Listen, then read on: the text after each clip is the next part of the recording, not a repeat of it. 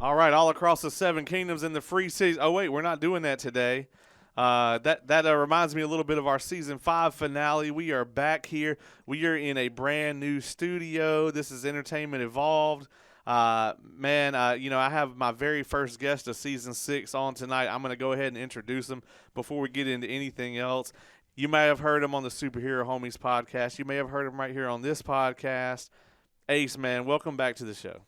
Man, thank you so much for having me on, man. I have been looking forward to this since you introduced the idea of tonight's episode. And, it goes without saying that I am extremely honored to be your first guest here in the new studio. And I would also be extremely upset if I was not. So, Well, just to give him a quick shout out here, the homie Oz does have that tavern notice board that's been popping. And in the break between seasons, I've visited your podcast and his, and I highly encourage anybody to check both of those out. So as we're recording this, the Game Awards are going on in my living room. So I was really hoping we could talk a little bit about, some of the winners tonight, but considering that the show is still on, kind of got to get another little idea for the cold open. So there's two things that we already saw at the Game Awards tonight I do want to talk about. One of those is, of course, that Kevin Conroy recorded one more game as the Bat before he left, and so he will be voicing Batman in the Batman versus the or Justice League versus Suicide Squad Same game. thing. But I probably had it right the first time. I probably already know, but what's your thoughts on that? Despite my feelings about Gotham Knights, I was gonna still get Suicide Squad game anyway, but that just confirms it, man. I had no idea actually that Conroy was voicing Batman one more time. I don't think it was official until tonight. Wow. Okay. Yeah, I had no idea. I thought that he and Mark Hamill had some kind of pact. Oh man. Yeah. I think they did, and that raises the question of, does Mark Hamill is Mark Hamill's Joker going to be in the game as well? Right. So incredible. I mean, in the way that they did it, I'm sure you'll see the trailer later, but it's basically like the Suicide Squad has captured the Flash, and they're trying to interrogate him or whatever. And then you see I guess he's one of the corrupt cops or whatever. He runs up, and he gets snatched up by the grappling hook. Oh. And then Harley Quinn's like, "Don't worry, Bats doesn't kill anybody." And then right when she gets to saying that, the cop's body splats onto the pavement. And then Batman lands, and then you hear that iconic Conroy, "I am vengeance," and I just lost my shit, dude. Man. I got chills just telling you about it. Oh my gosh, it's man, this one, there's been a lot of unfortunate passings in the realm of superheroes and comic books within just the past year. And with Conroy, man, that one really just hit hard because I talked about a little bit on my own podcast, but it was he was Batman not just for, you and I, but he was Batman literally for multiple generations of people. When people read comic books, whenever they think about Batman, Kevin Conroy's voice is the one who they hear. Right. So 30 years I think he did the voice. yeah, 30 years, man. 30 years, and there's and with all the debates about who's the best Batman, it was always about okay, we know who's the best, but with the exception who else, Yeah, So, when it comes to the voice acting for Batman, it's like you said, it's Conroy's voice is ironic. When I read a Batman comic, I read it in his voice. right. You want to go live action, sure. We can debate about why it's Christian Bale all day, but it's definitely overall. It's Conroy, and I think anybody who fails to acknowledge that, it's just who's the best Joker? Yeah. It's Mark Hamill. Yeah.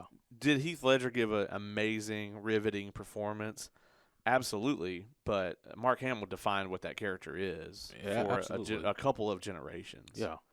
So. Yeah, so it's one of those things where you have to try to be on the bright side and say we have so much material with Kevin Conroy voicing the Bat that we can always go back to and reflect on and look back on. And even I mentioned also you when I gave my shout out to Kevin Conroy on the Superhero Homies when I said that you got me that autographed uh, signed a Blu-ray edition of the Batman animated series. You got Kevin Conroy, the man himself, to sign that. And man, I am so glad that you do not have foresight, and that you did give that to me. Man, I hope you have that in like a glass case now. Man, it is going to be put so like in Fort Knox, basically. Yeah, I That's where mean, to put that. it is officially an irreplaceable Yeah, object now. yeah, it is. And the incredible thing about him, and I do want to say this before we move on, but getting to meet him was such a cool thing because he was such a sweet, like pleasant guy. I'll tell this story. I may have told you this, but I had got the Blu-ray set. I had bought it with the intention of going there because I knew I was going to meet him, and I knew I was going to get that signed for you. But I had been looking around for a Sharpie because I realized, like, okay, what if he doesn't have one or whatever? And of course, he does have one. And I had gotten a black one, Yeah. and he picks the thing up and he says, I've signed a couple of these. He said the black doesn't hold real well on it. So Oh, he had his assistant run and get a silver Sharpie. He signed in silver, right? yeah. And get a silver Sharpie, he said, because it looks better on that set. And anybody who was just there to collect their money wouldn't have cared. It would have Right. been, there you go, kid, on to the next person. Right. But he was such a gracious person, wanted to spend time with everybody that came through, and he was just such a cool guy. So for him to have been such an iconic character for as long as he was, and still have that like humility about him, it was just an incredible thing. Man, that is awesome, and I do envy that you got to have that experience. I mean, it was the same day that I met the guy that voices Goku, and he's a douchebag. So it kind of evened out. His name is it Sean Sean Schimmel? Kimmel, yeah, Yeah. Schimmel, yeah, whatever. Yeah, he's a douchebag. Uh, that being said, the one other thing I want to talk about from the Game Awards before we get into the main event tonight, the first major award they gave out was Best Performance, and it was interesting. Like, so they had the voice actress for Aloy, Hmm. the voice actress from A Plague's Tale, the second one that Yeah. just came out. I can't remember who the other person was, and I'm sure someone on the internet will definitely let me know. It's probably their favorite game, and they're yelling right now. But there were two from Ragnarok. It was both Atreus and Kratos, and Christopher Judge won for Best Performance for the year. I haven't finished Ragnarok yet, but I have to say that he absolutely deserved that.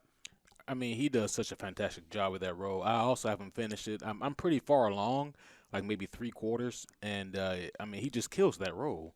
Yeah. And I mean, so him winning Performance of the Year, not only is it not a surprise, I would be a little upset if he didn't win it.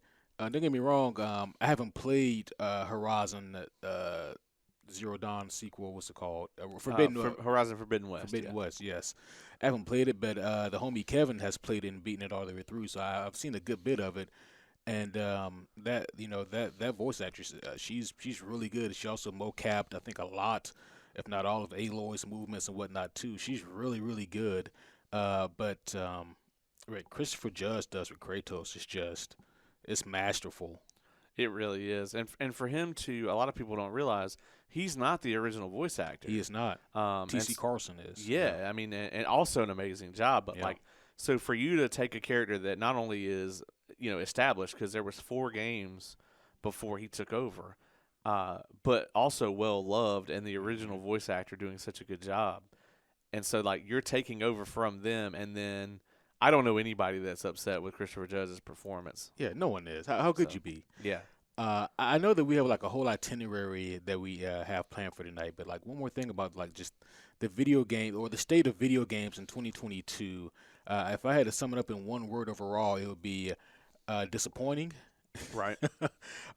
For me, I thought that 2022 was going to be akin to 2018. You remember that year Yeah, where we had like uh, I, probably the best Assassin's Creed game since they adopted this formula. That was the year Odyssey came out. Odyssey was incredible. We had Insomniac Spider-Man game.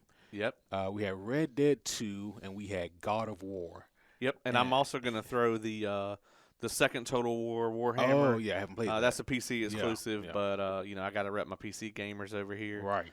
But that was also like the middle game in an amazing trilogy. And I want to say, was Hades 2019? I think that was 2019. Yeah. Just another thing to make sure you don't need any Blue Chew tonight. They announced Hades 2 tonight as well. And that is amazing. Yeah. Like when you told me that, I was like, that's still gotta be the first one. Yeah. Oh, I Yeah. did tell you that. I did tell Yeah. you that. Yeah. So. Yeah, made it to Hades, beat him in the first phase. He whooped my ass in the second. So I mean, as of us recording this, they haven't given out the Game of the Year award yet, but I think it's congratulations to God of War for another well-fought victory. it's crazy that I haven't beaten Ragnarok. I know it's Game of the Year, even if it Mm-hmm. doesn't win, even if they cave to the cultural zeitgeist and give it to Elden Ring just because it's on every platform and sold a bunch of copies, and it took over the streaming world for a little while. I think content creators should have their day and their due, and I appreciate what they do for gaming and for the culture of gaming. But I don't want to base my enjoyment of video games around streamers having content to play, and I think Elden Ring is a lot of that. And overall, I just don't enjoy it. I think their open world though was incredible. That aspect, I do think that they mastered that. I think that for the most part, as far as gamers go, you and I are probably in rare air, whereas we're two people who thought that Elden Ring was maybe a little bit on the mid side. I appreciate the game for what it is, and I understand why so many people love it. Right. However, for me, Elden Ring is to Dark Souls as Breath of the Wild is to previous Zelda games, where it's the exact same formula, exact same kind of gameplay, just set in a open world setting. And it's like I see what they did with Elden Ring, but at the same time, if you weren't a huge fan of 90% of their other games, then there's not a really big incentive to tune in for this one. Right. But that's just me. Like, I don't know, man. Like, if they tried to hone in on that gameplay and maybe iron it out some, smooth it out some, that'd be one thing. But a lot of the quote unquote difficulty comes from the gameplay being sloppy. Yeah. And it's Flappy Bird. I don't know if you ever Yes, saw I did. It's Flappy Bird, man, with swords. Mm-hmm. And I'm sure people are getting pissed about me saying that, but that's just how I feel about it, and I think it's true.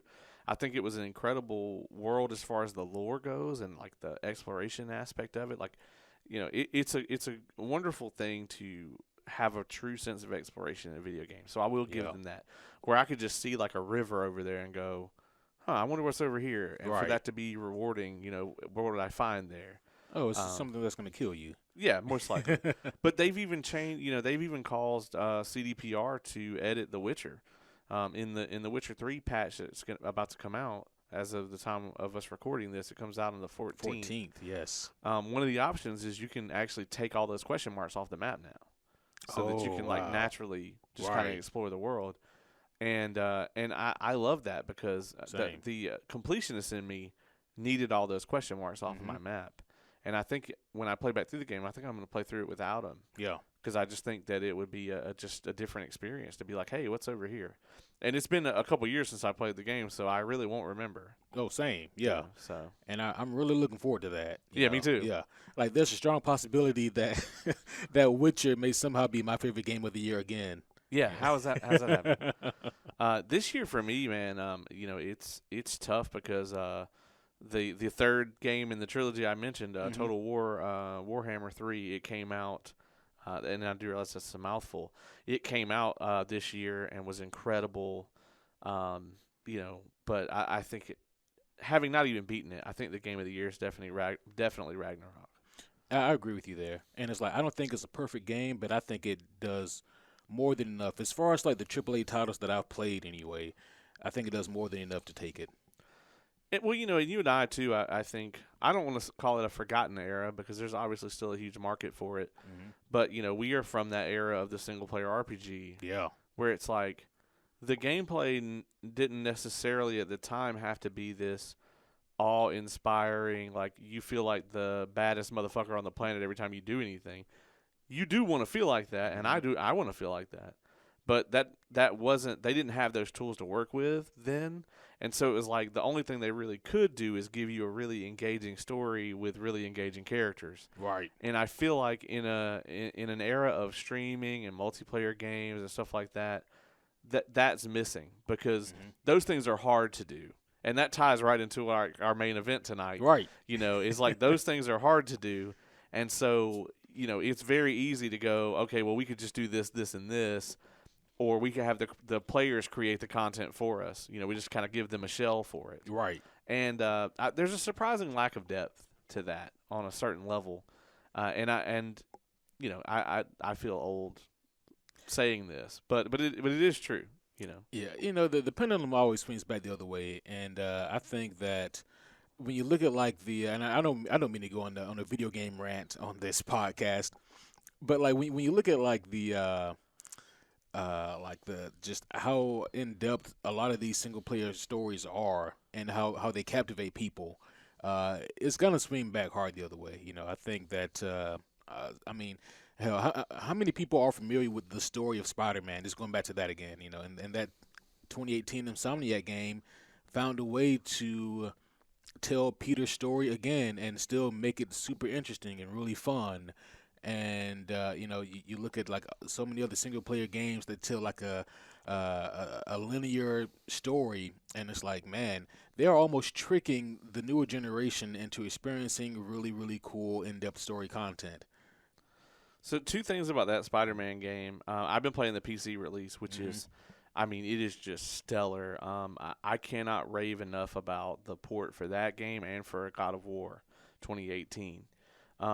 Both incredible releases on PC. Just the definitive editions, I would say, of both games. If you have a computer that can play them in that format, but I really loved both of them.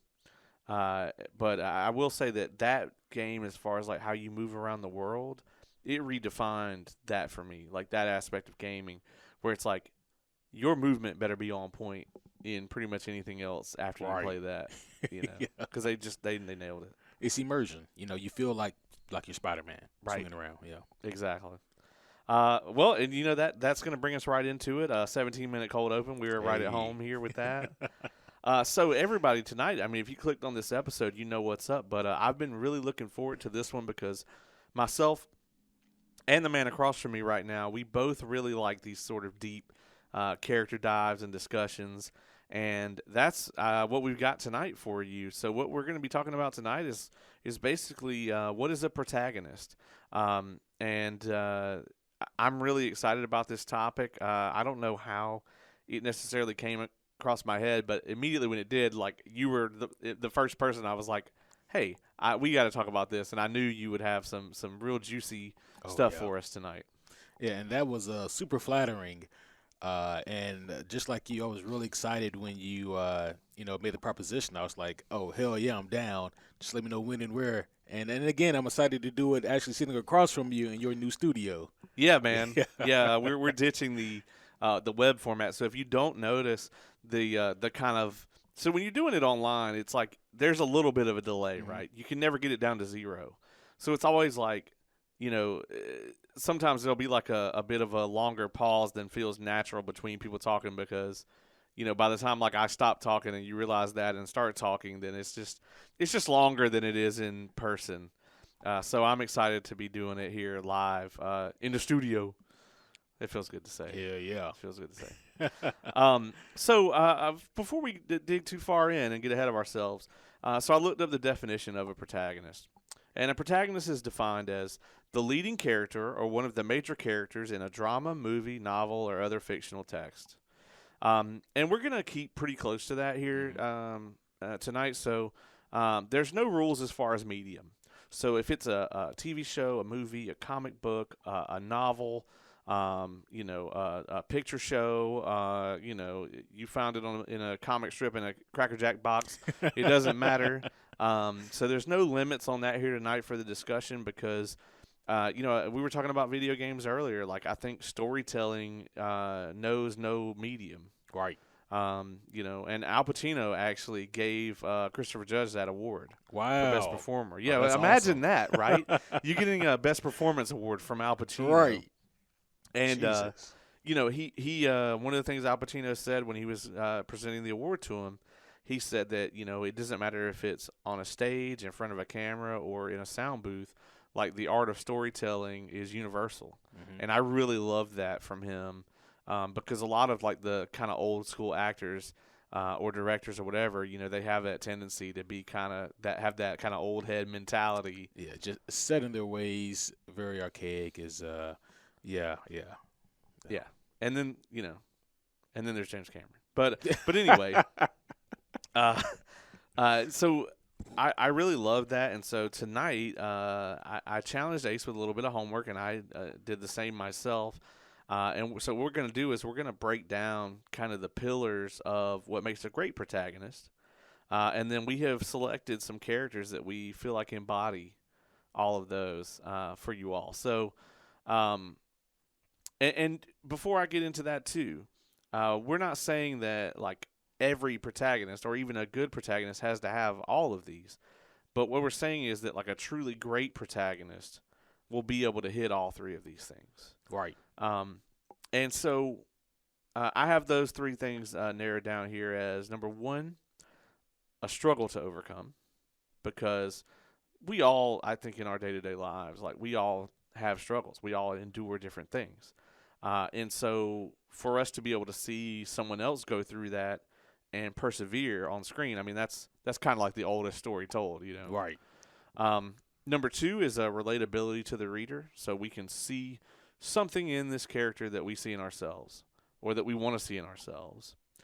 And then the third one is an appeal to emotion, meaning any emotion that they can make you feel, whether that is, joy or sorrow or laughter or any of those things. Right. I was just gonna say, like, I think that all three of those are like. I wish that like you could take that list of characteristics that you just named, the list of qualities that you just named, and present it to like 95% of Hollywood writers. Listen, if your character doesn't have these three things, fucking get out the eraser, erase them off the script, and start over. Yes. But yeah, I jest, but in every joke there's a crumb of truth. But yeah, that made me really excited getting to think about, okay, so who do I want to use? Okay, I got these characters in mind. Let me narrow this shit down and get it more focused. Okay, and it was kind of like a gauntlet, like who did I want it to make through the gauntlet? Because I'm gonna use some characters that I think are like out of the three that I used.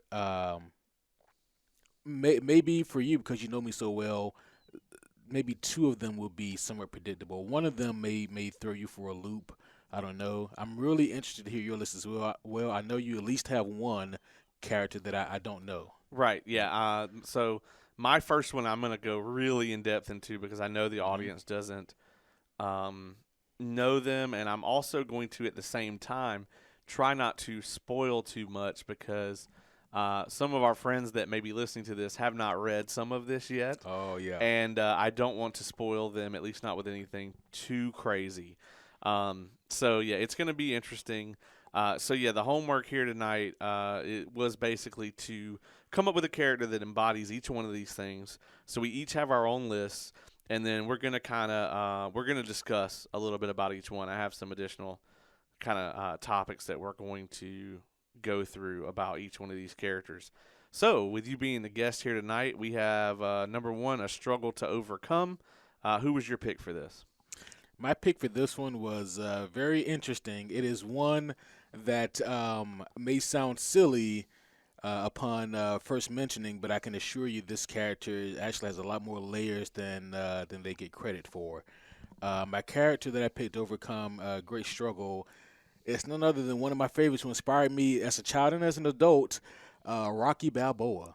Oh wow, that's an Yes. excellent pick for this. Oh, yeah. I appreciate that, man. Here's the thing, like with Rocky, I'm a fan of the entire franchise, but really Rocky 1 and 2 are for me just they're excellent. And when you look at what the movie is, like past face value, it's not just about a guy who gets into a boxing fight and it's exciting, and then yeah, he almost does it. It's about more than that. Um, Rocky, he actually for me checks off everything on the list. Right. Um, but in terms of overcoming things, just imagine, being an everyman, and most of us are every man or woman. We're just we feel like we are just you know another cog in the machine, so to speak. And so when you look at Rocky, there's nothing inherently spectacular about him. He's never the smartest person in the room. He doesn't have um, any real qualities or talents that stand out. And yeah, he's a boxer and he's a trained boxer and he's got some skills, but he's what they call a journeyman. He's never gonna make it all the way. He's never gonna be a heavyweight contender. And he's given this throwaway fight with the heavyweight champion of the world, Apollo Creed, who is a very skilled boxer, a very smart man, a very smart businessman, and he's very charismatic, very well put together. Apollo Creed is everything that Rocky isn't, but this isn't about the antagonist. This is about the protagonist. But so often, in order to have a good protagonist, you need a good antagonist. Right. Because that can be their Yeah, struggle. absolutely. And Rocky, his struggle is very again is very much layered, and it's more so than him struggling to beat Apollo Creed. It's more than that. Like on the surface level, sure, that's all it is. But beneath that, it's Rocky struggling to find his own identity and to prove to himself and to everyone, including his own trainer, that no, I can do this. Like I'm better than this. And so for me, just seeing this guy who people said, oh, this guy, there's nothing spectacular about him. He's kind of an idiot. He's blah blah blah. He's a bum. He lives in this little shithole apartment or what have you. And to see this guy go 12 rounds with the heavyweight champ of the world, and by the way, when he does so, he never outboxes Apollo. The only thing that keeps Rocky on his own 2 feet is his grit and determination to prove everybody wrong. I can do this all day. I can do yeah. Like for sure he has CTE, but that's another story. We didn't know about that Yeah, yet. we know about that yet. But I just absolutely love the story of Rocky, and just the fact that you don't have to be some kind of wonderkin. You don't have to be born with like just a wheelbarrow full of gifts and talents. If you grind at it, there is a possibility that yeah, you can come out on top. And I just kind of love that fact that he just pursued it and overcame. That is incredible, man. Like honestly, like it never even crossed my mind for that one, but as soon as you said it, I was just like, that's perfect. And as you said, the other two items here, he really has those as well, and that's what makes him a truly great protagonist. Is Yeah. like, he has all three of these things, but I do think that the one you picked, the struggle to overcome, I think he really embodies that. And before we move on, like, what is it that you think about his like the things he uses to overcome, right? Mhm. To overcome his struggle. What is it about those that you think makes him so appealing to people? Well, I think that it kind of ties into another quality, and that is people see themselves in Rocky. I think that there's a lot of people who will look at those characteristics and they see this normal guy do something extraordinary. It's kind of like you probably heard this old adage about the first person who ran a mile in under 4 minutes. They said that no, it's impossible. You can't do it. And then as soon Right, as that guy did it, so many other people did it right after him. right. And it's kind of proved that oh man, so if one person can do this thing, then maybe I can also do this thing. It's one of those stories that are meant to inspire, but aren't meant to kind of glamorize it or glitz it up to make it look like it's easy or that this person was born for greatness. There's nothing about the character that says he was born for greatness, Right. but he does it anyway. Yeah. Yeah. I really love that. Yeah. That was an incredible pick. Um, so my pick for Struggle to Overcome. This is a character where I said there's no way we have any overlap here. Yeah. So this is a character from the Stormlight Archive. We're introduced to him in the very first book in the Stormlight Archive, which is The Way of Kings. His name is Kaladin Stormblessed. And just for the sake of our readers, I'm going to explain a little bit about the story, about his story. And for my sake. Yeah, of course, for you as well. So his father is a surgeon. His name is Lirin, and they live in a pretty small village, which is typical for a like high fantasy protagonist, you know. And his father is a surgeon, and his father's very big on like Hippocratic oath, do no harm, and he's really training Kaladin, who's his older of two sons. He has a younger son named Tien, and he's training Kaladin to be a surgeon. It's the classic, I'm gonna be what my father wants me to be. And Kaladin's very good at being a surgeon. And the city lord, who's kind of over their city there, his name is Lord Westio. And Kaladin's father has been taking care of him, and he passes on. Well, he had a great deal of their currency in his home, and so his father inherits it. As he was taking care of Lord Westio, he told his father, hey, I want you to have this for taking care of me and my family all these years. And so when the new city lord comes in, his name is Rashon. He believes that Lirin stole the spheres, which is their in-world currency. Gotcha. And so basically, he like starts to treat them like shit. Like he tells the city to stop like donating, because he's basically there as like the city's doctor, surgeon, whatever. They don't actually have to pay him, but they just kind of donate to his family or whatever in return for his services. Because they have a very rigid caste system in this world. And they are what's known as the dark eyes. They have brown eyes or black eyes, and they are considered to be lower in the social structure than those that have like green or blue eyes. It's a very silly caste system, but then aren't they all? They're all based on something dumb. Right. So this new city lord comes in, and he believes that Kaladin's father stole the spheres. So they end up basically making their family's life hell. He ends up going on a hunt. The city lord does. He gets injured, and basically he comes in, and they basically have a chance to kill him, and nobody would know, but they save his life anyway because his father's so dedicated. Even though they've treated him like shit the whole time, Right. he's like, Kaladin, we're still going to save his life. So after this, he basically invites them to dinner, and he tells Lirin, like, I'm going to give you one more chance to give the spheres back, and if you don't, then things are going to get, like, a lot worse for you. And Kaladin is, like, enraged by this. He has this crazy loud outburst. And it is actually, after this dinner that he realizes, like, he's been telling his father that he's thinking about possibly going into the army, which his father is enraged by this, right? Because that's like being a soldier and like killing people on a battlefield is the absolute opposite of being a surgeon. And it just completely goes against like his entire like mentality, right? So from there, shortly after this, Kaladin finds out that his father did actually steal them. Oh, Yeah. shit. Yeah, so he finds out that he did actually steal the spheres, and from there it gets even crazier because the city lord is really doing what he said he was going to do. He's making things worse and worse, and so this is where our good buddy Lord Amaram enters the scene. He is like a higher up. He's like a high prince is what they call him, and so he's even higher up than the city lord.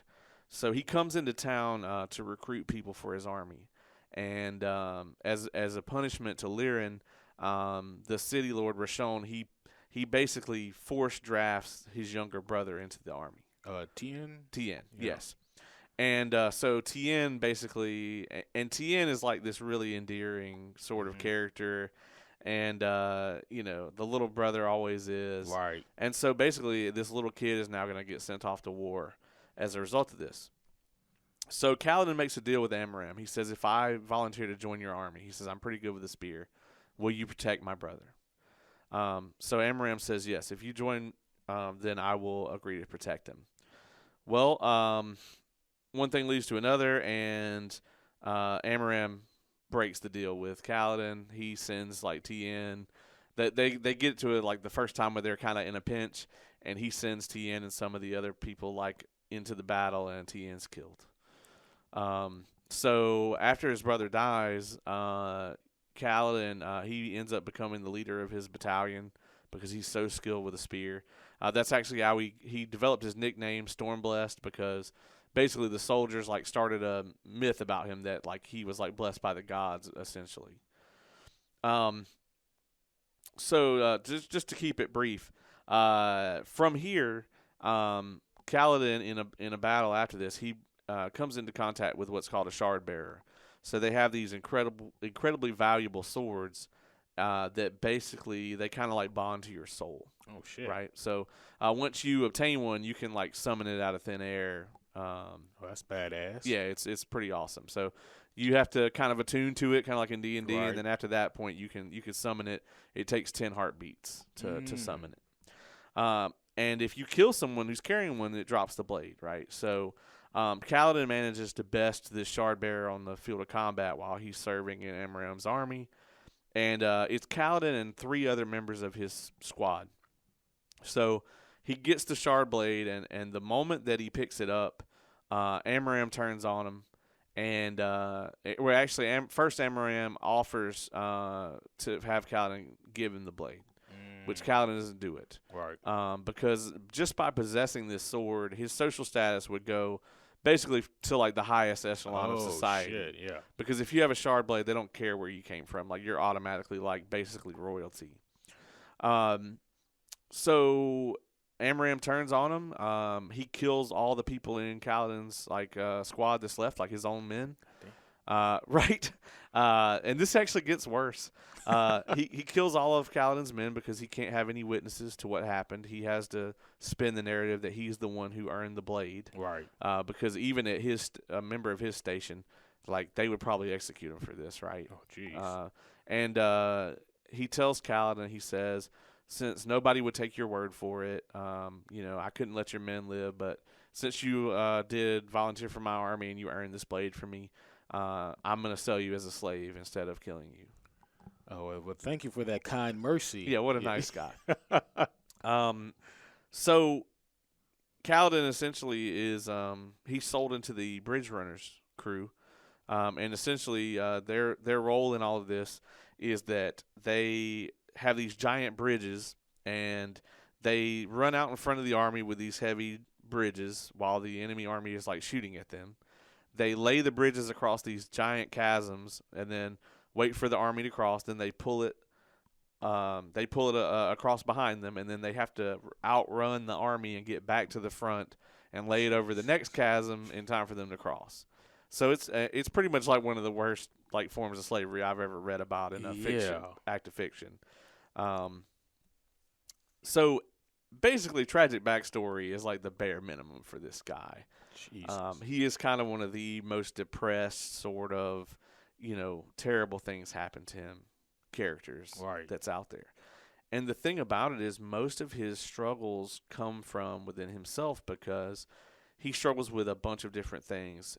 His father's own guilt, his father's pressure on him, which is, this whole thing where, he wants to protect people and be a surgeon and kind of follow in his father's footsteps, but he also wants to like fight for what he believes in and protect the people he loves in an active way. He also struggles with the fact that he went into the army to protect Tien and was unable to save him.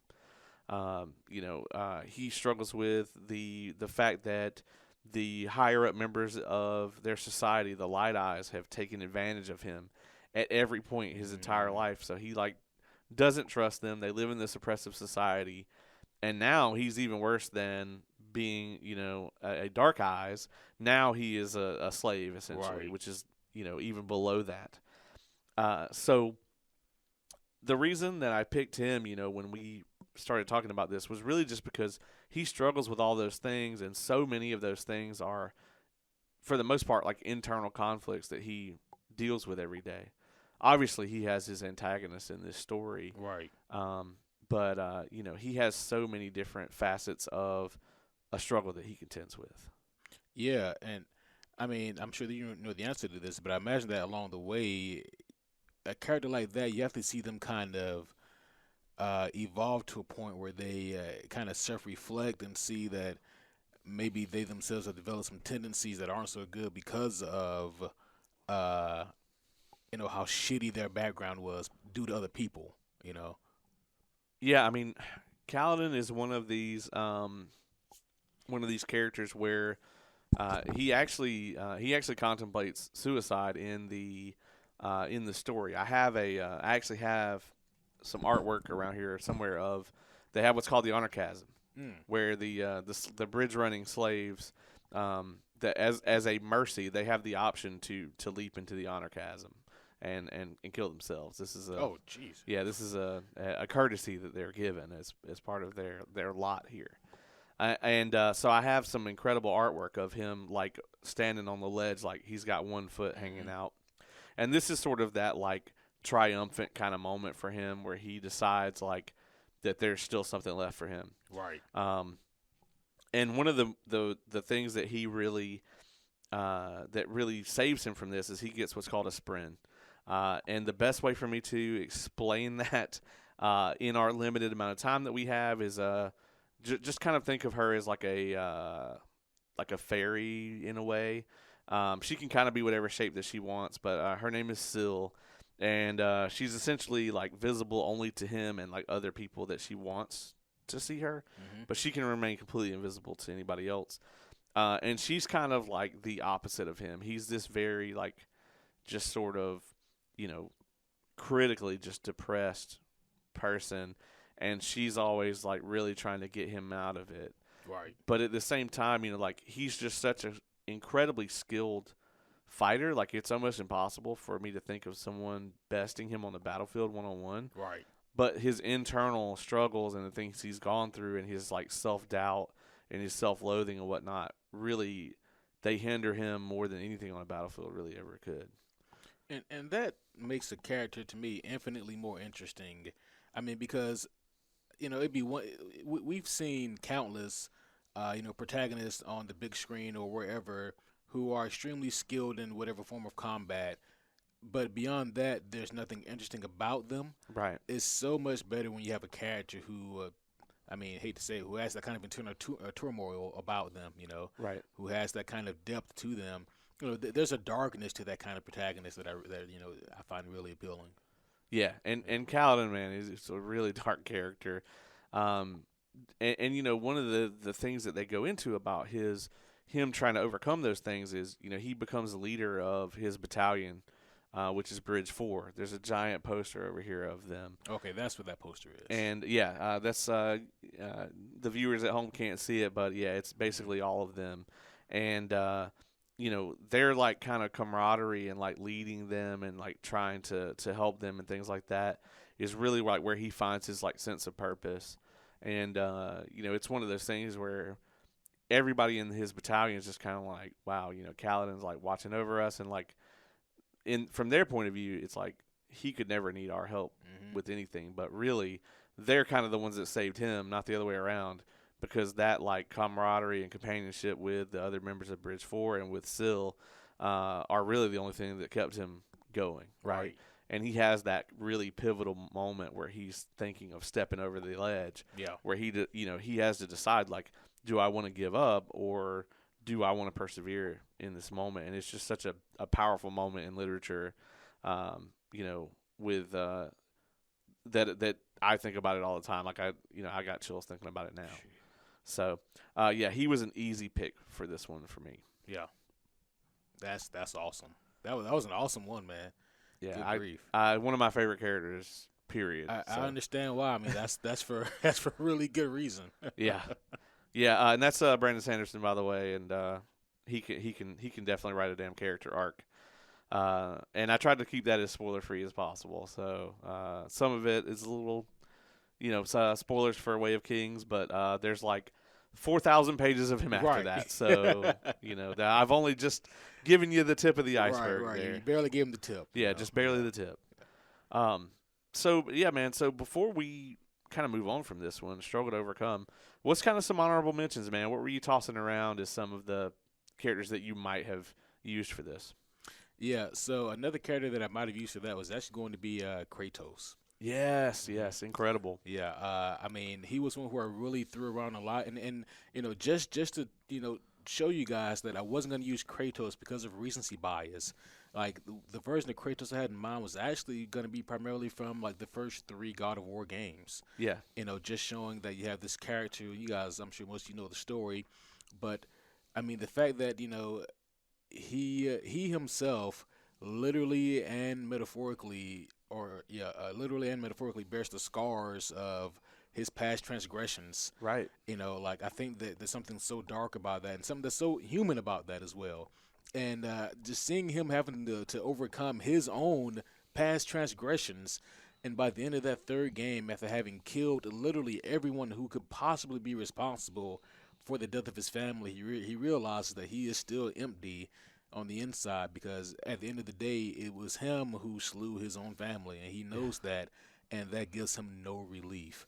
And again, not to make this so damn dark, but there is something about that where like we struggle sometimes as just people, with overcoming grief or with overcoming obstacles. And man, like we look at movies or video games or whatever, and we get so inspired by like the things that they overcome. But sometimes the biggest things that they overcome are dealing with things within themselves. And that is to deal with Kratos. The man can slay anything, but man, he can't kill his own inner demons. Yeah, and that honestly was one of my considerations as well. Mm-hmm. And him and Kaladin are so alike in that manner because it's just like, that like they have kind of that same deal. It's like you can't imagine anyone one on one in a fair fight beating this person. Right. But that doesn't help them at the end of the day. It's not going to absolve them of their guilt or their shame or their self-loathing or any of that stuff. And Kratos is such an incredible version of this. And you mentioned that because it's like in the most recent two games, Kratos doesn't really have a lot of struggles. It's just like, oh, the thing came and I fought it. Mm-hmm. Atreus is more the one that has the struggles in the newer games. Right. And Kratos at times actually acts more of like an antagonist at some points. And I feel like in order to balance this, now that I think about it, at some point we're going to have to do an antagonist episode too. Yes. And that would be tremendously fun. That would be amazing. I just use everyone that's opposite on Yeah. the list. Yeah. Oh, man. It's funny that you say that because Kaladin's opposite. I actually can't name drop him. That's too big of a spoiler. But Kaladin's opposite. I actually have a shirt that says, like, fuck this character's name. And then I think it's like they really, really suck or something like that. Like the fandom he's like just the most despicable fucking character. That actually probably would be an easy pick for me. But let's go on to number 2, man. So number 2, we have relatability to the reader, and I think this one, there's so many angles to this, Right. and we're gonna dig into it, man. So let's rip the Band-Aid off. Who do you have for this one? Yeah, so actually, man, I went back and forth with this one, I think, more than any other one that I had to. But ultimately, it came down to two characters who, ironically, are from the same universe. Okay. Yeah, which is really bizarre. And this is from a video game, actually. Okay. And it came down to I chose the character name by the name of John Marston from Red Dead Redemption. Oh, wow. Yes, yeah. Okay, before we go forward, who was the other one? Arthur Morgan. Okay, Yeah. okay. See, I probably would have picked Arthur, actually, but Yeah. I'm very interested in your choice here. Yeah. So I went with John Marston because, for those who don't know, Red Dead Redemption is a video game, and you play as cowboys from the late era of cowboys, like right on the verge of like the industrial era, really kicking into high gear in the United States. and it's really about the fading out of cowboys as we know them from like TV shows or whatnot, and the introduction of the kind of more the current era of the United States that we now live in. But basically, John Marston, uh, he is basically after the events of Red Dead Redemption 2, which is actually a prequel to the first one.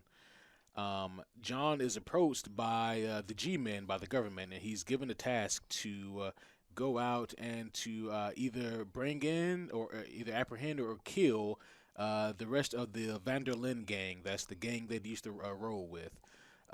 And so he has to. Your objective as John Marston is to go out and to bring in all of your old cronies, all your old homeboys, and eventually get to the leader, Dutch Vanderlyn.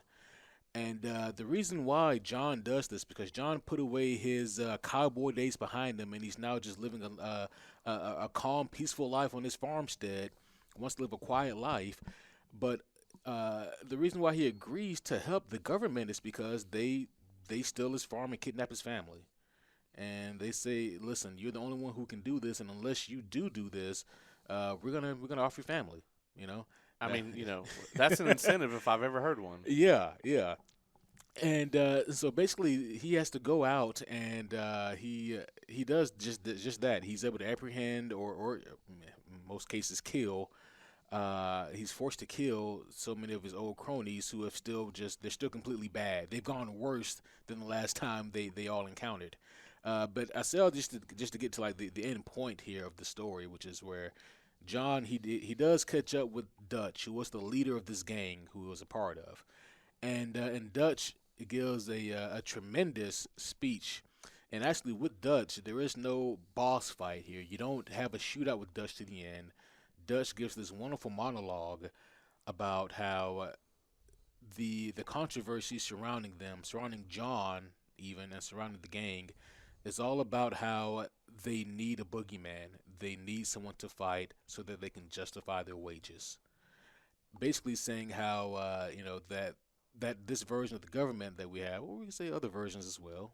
Right. Uh, Pretty much all the yeah, versions. yeah. That they are going to look for problems where maybe there are none, or maybe there were and now they're not, and they're going to look for problems to solve them because that's how they justify their wages. That's how they justify them getting what they have, and they're going to do it by any means necessary. And Dutch he kills himself. He doesn't even give John like the pleasure or displeasure of killing himself. Dutch throws himself off a cliff, and the G-men they take John's gun from his holster and they shoot Dutch a couple times and put John's gun back in John's holster. They say, good job. And so you go back to living your life as John, and you're just hanging out with John's son and a character who they call Uncle, who really you find out isn't his uncle, uh, and with John's wife, and you just kind of living the farmstead life here, thinking that you're about to enjoy the end game, when then all of a sudden there's a massive shootout. A bunch of men come on John's farm, they kill Uncle. John and his son and his wife they hold up in the barn. John sends his wife and his son out the back door of the barn and says, "I'll be right behind you." John peeks out and he sees that it's the government. It's the G-men again. They've come for him now. Now John is the boogeyman. He's the last of the Vanderlyn gang, even though he hasn't been in the gang for years. And they've come for him. And he has one last shootout, and he knows that there's no walking away from this. And spoiler alert, they gun John down. He's murdered in cold blood in his own land. And for me, like just the fact that this is such a I'm not gonna say it's relatable in the sense that people fucking get killed in shootouts and shit like that. Right. But I really just love the idea of John feeling like he's forced to do something that's not for himself. And this is also the first time in his life where he is forced to do something for someone else. Like he doesn't want to do this because if I don't do this, they're gonna kill me. He doesn't care about that.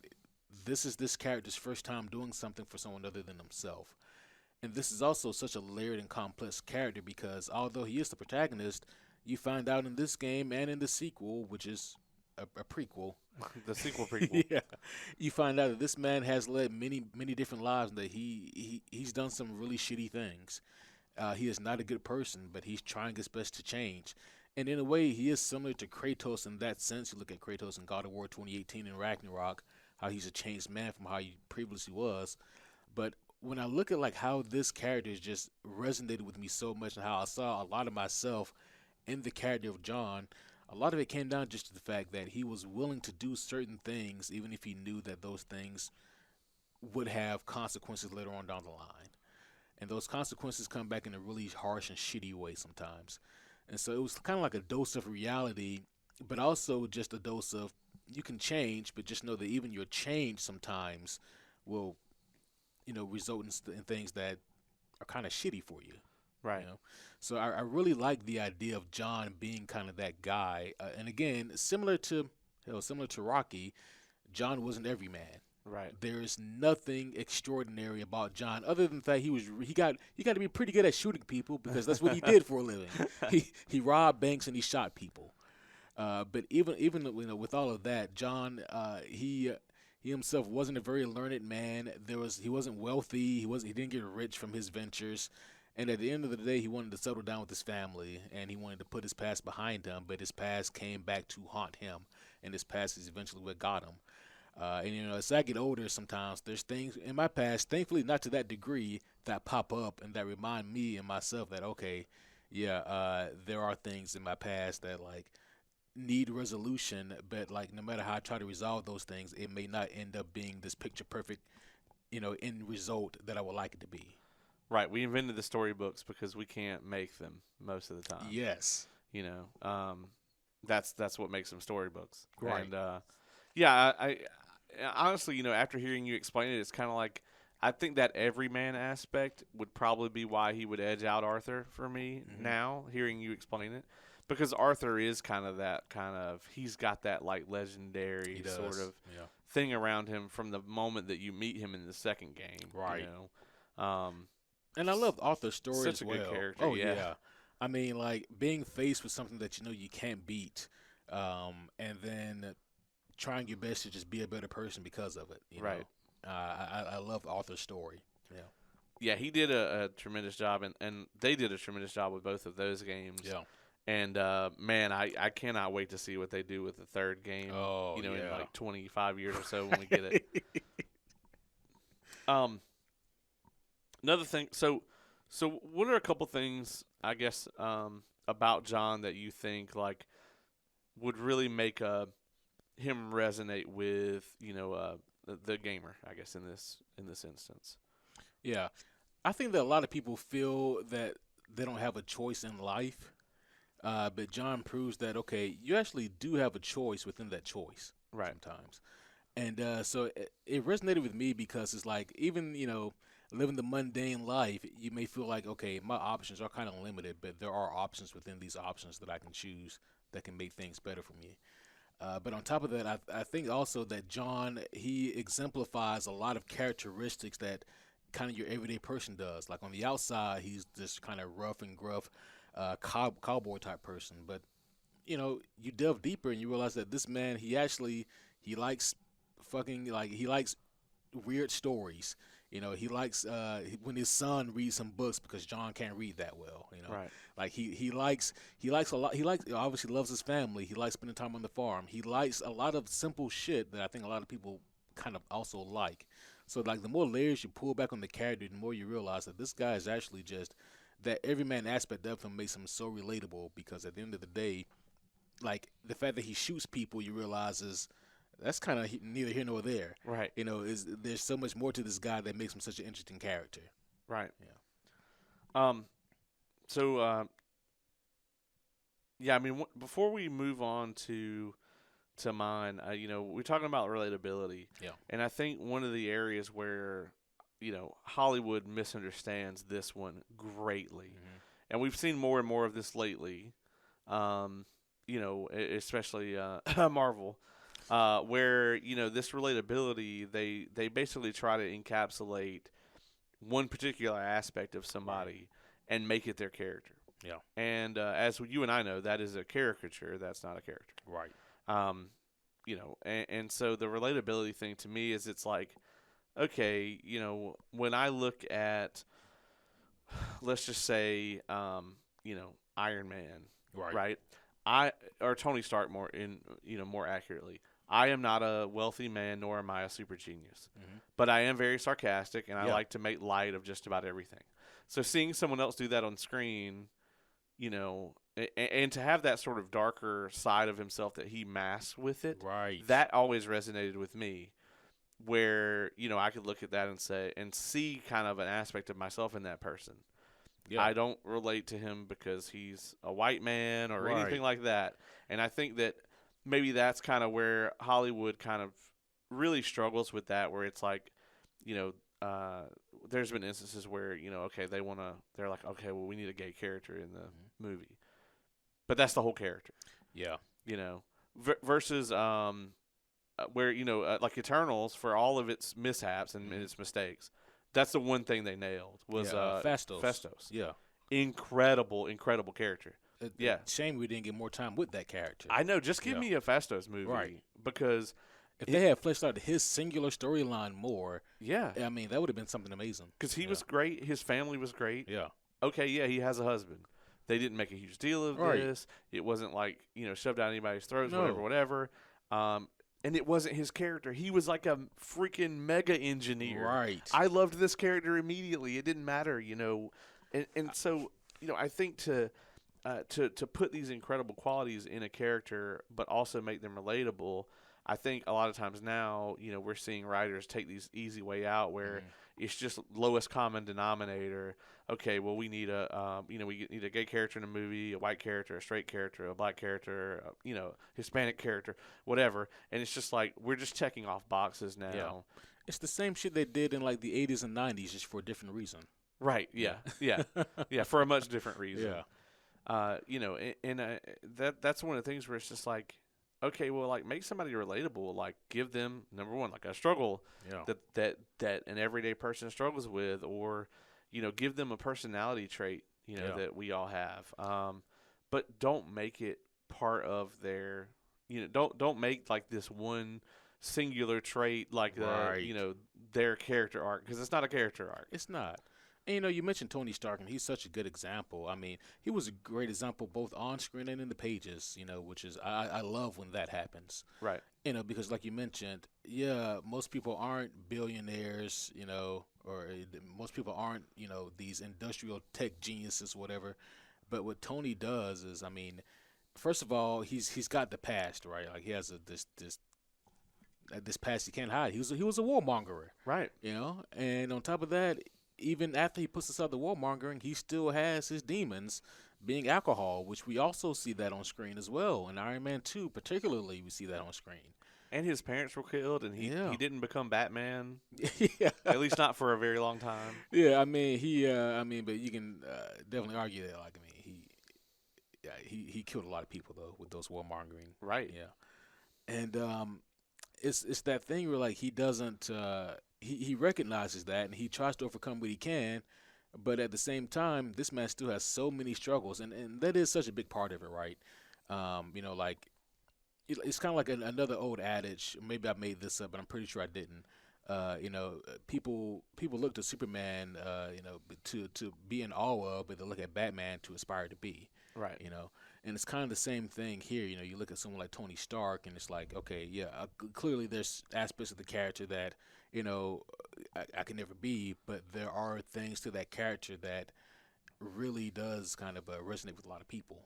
Yeah. And it's very it's since we're on this Marvel note, it's same with Captain America. I am yeah. not in incredible physical shape. I am not a man from the 40s. I am none of those things. I have never felt the need to post my dick on Instagram. Chris Evans. Uh, but that's neither here nor there. It's definitely there somewhere. But it is. But I think that a lot of people, a lot of everyday people, can relate to feeling out of place in a world where they oftentimes have to be the only person to stand up for what's right. Yeah. And that's the central theme to Captain America. Yeah, and again, Marvel knocked it out of the park in terms of incorporating what makes Steve Rogers Steve Rogers. Right. It's man, like it's so insane to like to look at how great their casting, it is or was, whatever you want to call it, and how good their writing was, and seeing what they were able to do with those characters, and it's like they took a chalkboard and said, what makes these characters, Right.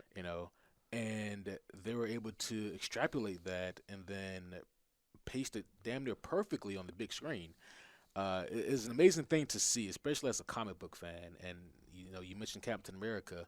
Just, I mean, yeah, like the fact that they're able to make a Captain America who never felt corny is Right. amazing. Yeah. It's amazing. Yeah.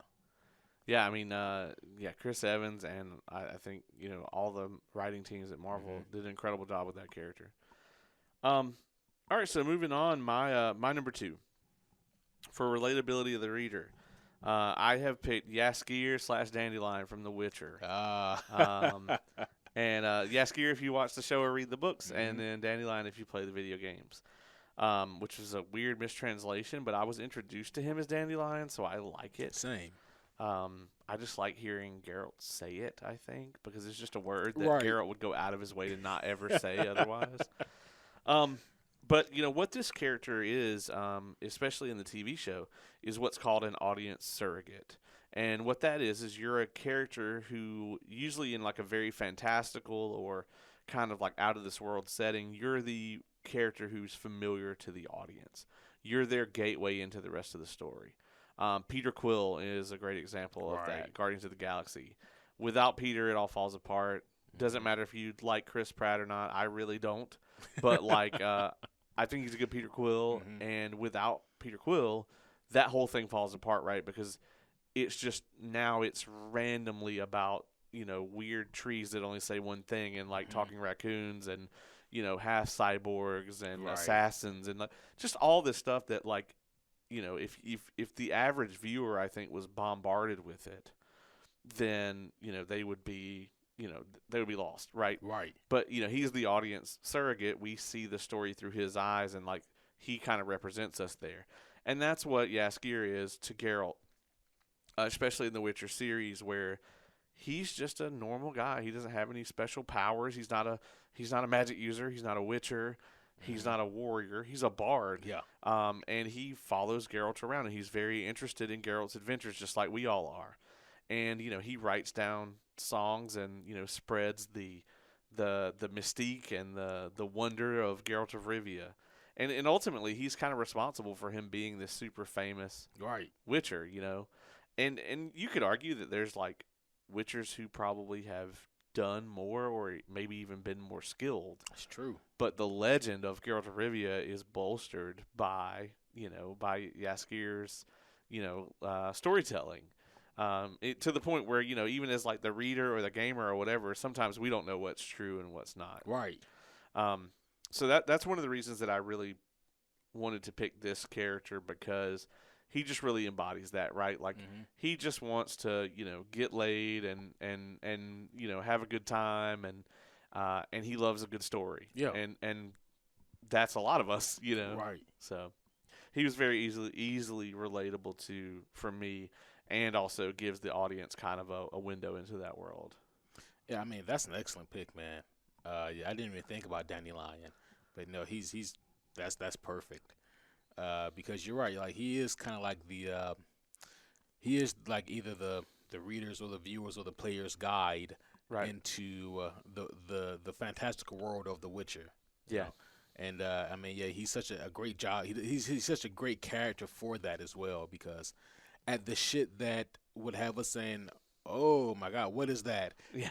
Dandelion says it like, "Oh yeah, this guy gets it," Yeah. or he gets it just as much as I do now. Yeah. And this is another trope where Hollywood will often lean on it too far. Mm-hmm. Like, it's very useful if you need to take something that is natural and use it to introduce us to the supernatural.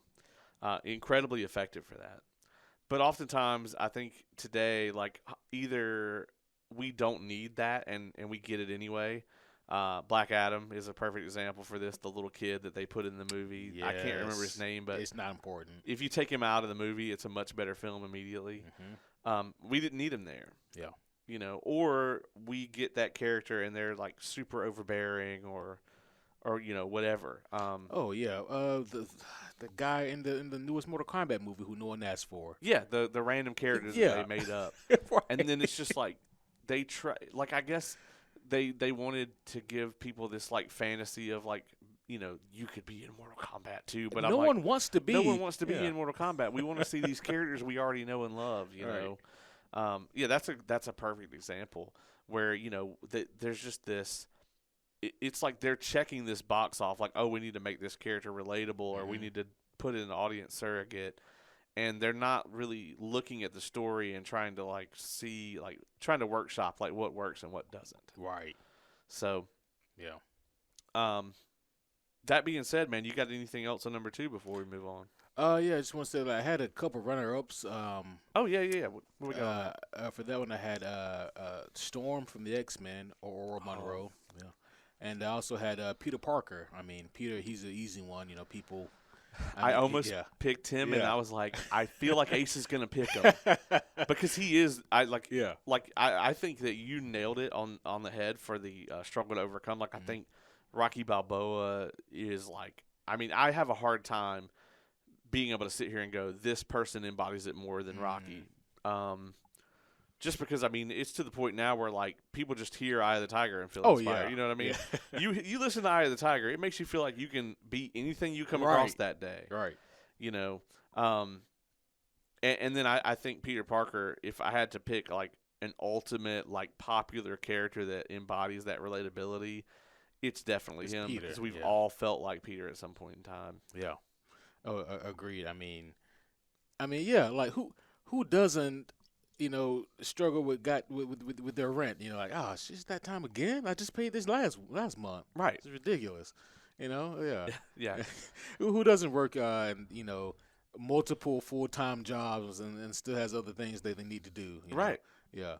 And I just love that now. The MCU version of Peter is going to have a lot of those same issues.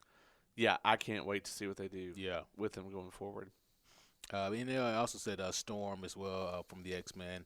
I really dig that character. I always loved Storm, but the reasons, like, people can think of a million reasons why she wouldn't be relatable. I mean, she's this beautiful goddess, and she's considered a goddess, and she has these wonderful powers.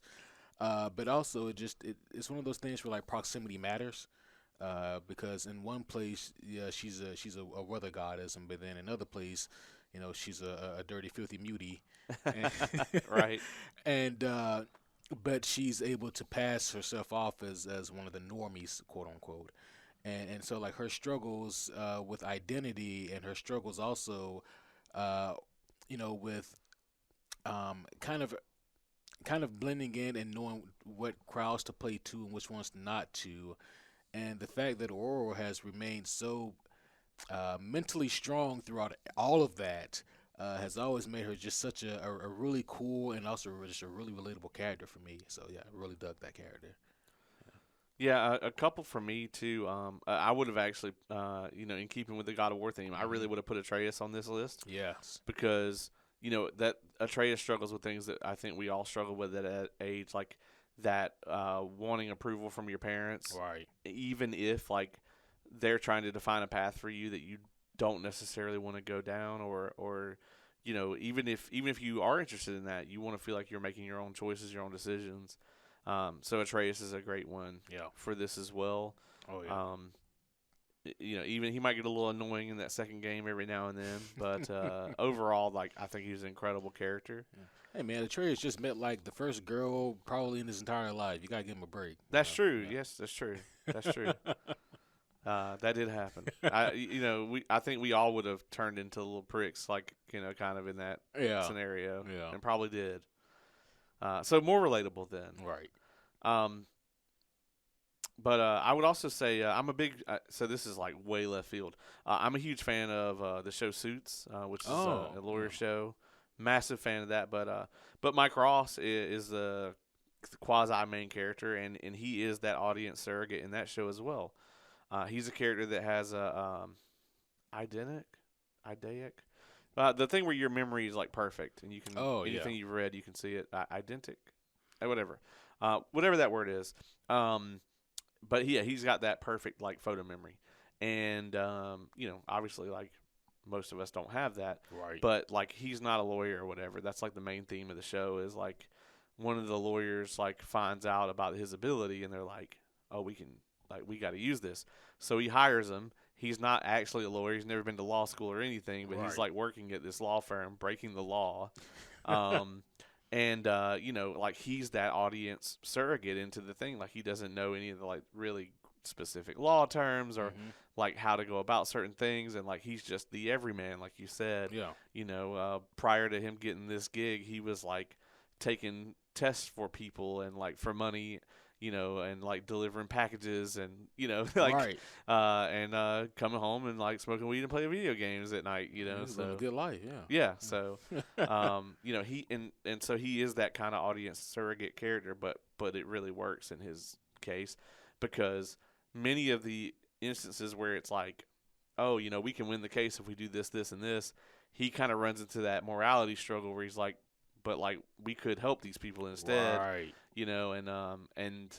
and it's just cool to see that like these lawyers are like worried about their like win record, Mhm. but he's like in it more to like actually help people, Right. Matt Murdock type. Yeah. So, but yeah, so that's number 2. That's relatability to the reader. Oh shit. I think we nailed that one. Yeah.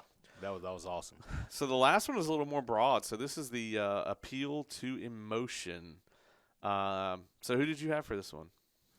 Yeah. So for this one I racked my brain about because I was like, okay, how do I focus this and narrow it down to something palatable for me? And ultimately, I realized I was thinking way too broadly about this one, and I needed to go back to my grassroots. And I said, I need to pick a character who is from my personal favorite story, um, my personal favorite comic book. The character I'm going with is a man by the name of Walter Kovacs. You may know him better as Rorschach. Is the character I'm going with here. I was getting very worried Yeah. as you were going through. I was like, oh God, okay, but now I'm with you. And now I'm curious about who you have over there. It'll make sense. Yeah. But yeah, so I went with Rorschach, and he's a very interesting choice for multiple reasons.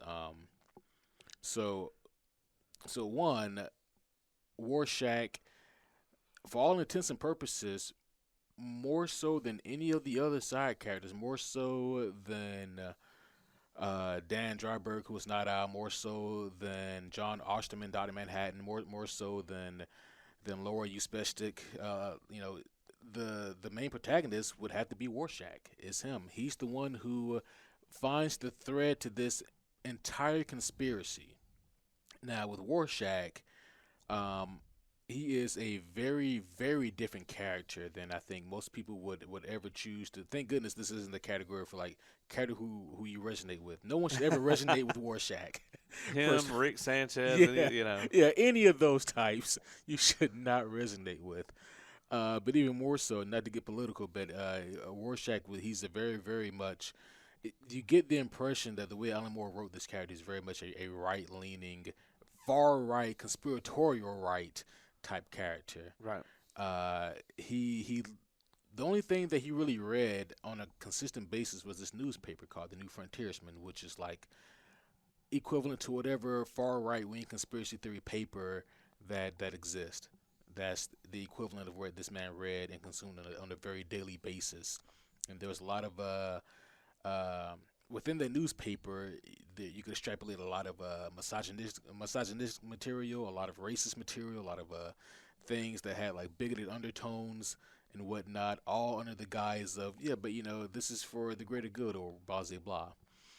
But with Rorschach, he was such a layered and unique character who had who was not all there mentally. He's very much a kind of a wild card of a character. But the reason here why he resonated with me on such an emotional level is that you have, and this kind of works for me within the story and in a meta aspect as well, because you have this character who is a far right wing nut job, for lack of better words, who was created by a man, Alan Moore, who is an old school lefty, Right. like to the T. And the antagonist, for all intents and purposes, is Adrian Veidt, aka Ozymandias, who is also an old school lefty in the term, or at least he pretends to be in the terms of the story that they're telling. Right. And Alan Moore positions you, he wants to make this as uncomfortable for you, the reader, as possible when you come down to the conclusion of Ozymandias, the world's smartest man, did something terrible in order to prevent world destruction. Is it right or is it wrong? Created this giant monster, killed 2 million people in New York City, but doing so made the rest of the world think that they were under attack from aliens. That right there would end that Cold War, would end Russia and United States from firing missiles at each other, causing a mutually assured destruction. That ceasefire uh, works only under the condition that no one knows it was all orchestrated. So you have all of your other protagonists there, and you have Ozymandias there, the antagonist, and amongst the protagonists, obviously you have Rorschach there, and with Rorschach, he has a decision to make. He is the only one amongst them who says, no, the people need to know the truth no matter what. And he literally opposes everyone there. Rorschach, he's got some skills. He's a very skilled hand-to-hand combatant. He's very crafty, but first of all, he couldn't even best Ozymandias, on the one-on-one. Right. And then there's like a damn near literal god there as well, Dr. Manhattan. And Dr. Manhattan, even says to him, basically, you can't go and expose this. And Rorschach stands before a being that he knows there's nothing he can do. And whether you think that Rorschach did the right thing or not is kind of irrelevant. It's the fact that he stood so strong in his morals for me that every time, it just gets an emotion from me. It gets an emotion from the character. Rorschach takes off what he calls his face, the mask that he wears, the ink blob mask. He takes that off and he calls that his face. He takes Right. off his face and he looks at Dr. Manhattan and he tells him to do it, and he screams at him again, do it, as tears are flowing down his face. Jackie Earle Haley played the role of Rorschach in the Watchmen movie, and he did a fantastic job. I mean, really knocked it out of the park. He did, yeah. Have your qualms with that movie if you must. I think it's amazing, You know, but like nobody can deny that. Like he just absolutely nailed that performance. I mean, yeah, he was perfect for that role. Nobody should ever play him again. Live Yeah, action. no. I mean, it just shouldn't happen. I agree. I agree. And yeah, he dies or he's killed, for trying to stand up what he believes in or what he thinks is the right call. And it's always such a moving thing for me because for like my first few times reading The Watchmen, I would always walk away from my reading of it wondering, man, like, so was Rorschach, like, was that the right call?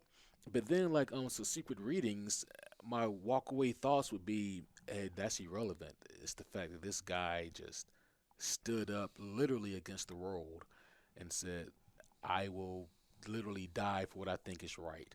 And for me, that gets me every time because it's also the fact that he is such a stoic character, so few words.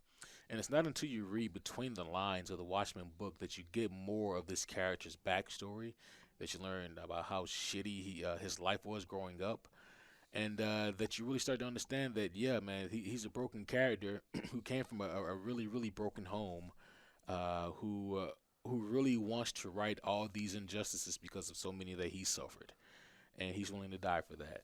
And for me, that was always very moving, very, very emotional, multiple emotions. I mean, yeah, it just does it for me every time. So I had to go with Rorschach for that last one. That's an incredible like character to go with, and one of the things about it too is like with Jackie Earle Haley playing him in the movie is like you have to have somebody who can pull that off. Yeah. because otherwise the character doesn't work. Right. If you can't feel like he means what he is, then Rorschach as a character just falls apart. And the reason for that is because there is that pull to it. And Alan Moore, for all of the crazy rambling shit that he says, he actually claims that no one understands Watchmen, like that we don't have an Right. understanding of it.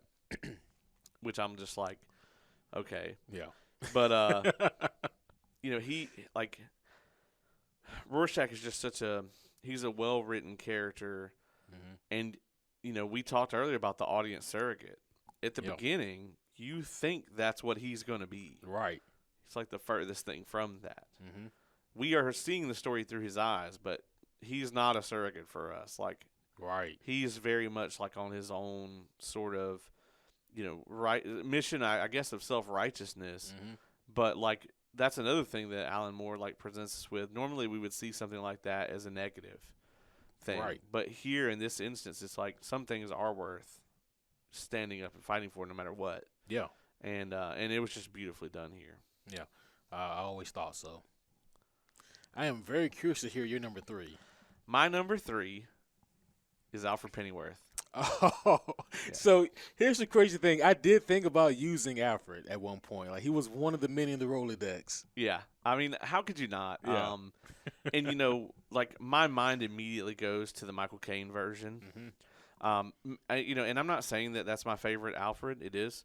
But, like, I could sit here and we could have an episode about who's the best Alfred. That belongs on your show.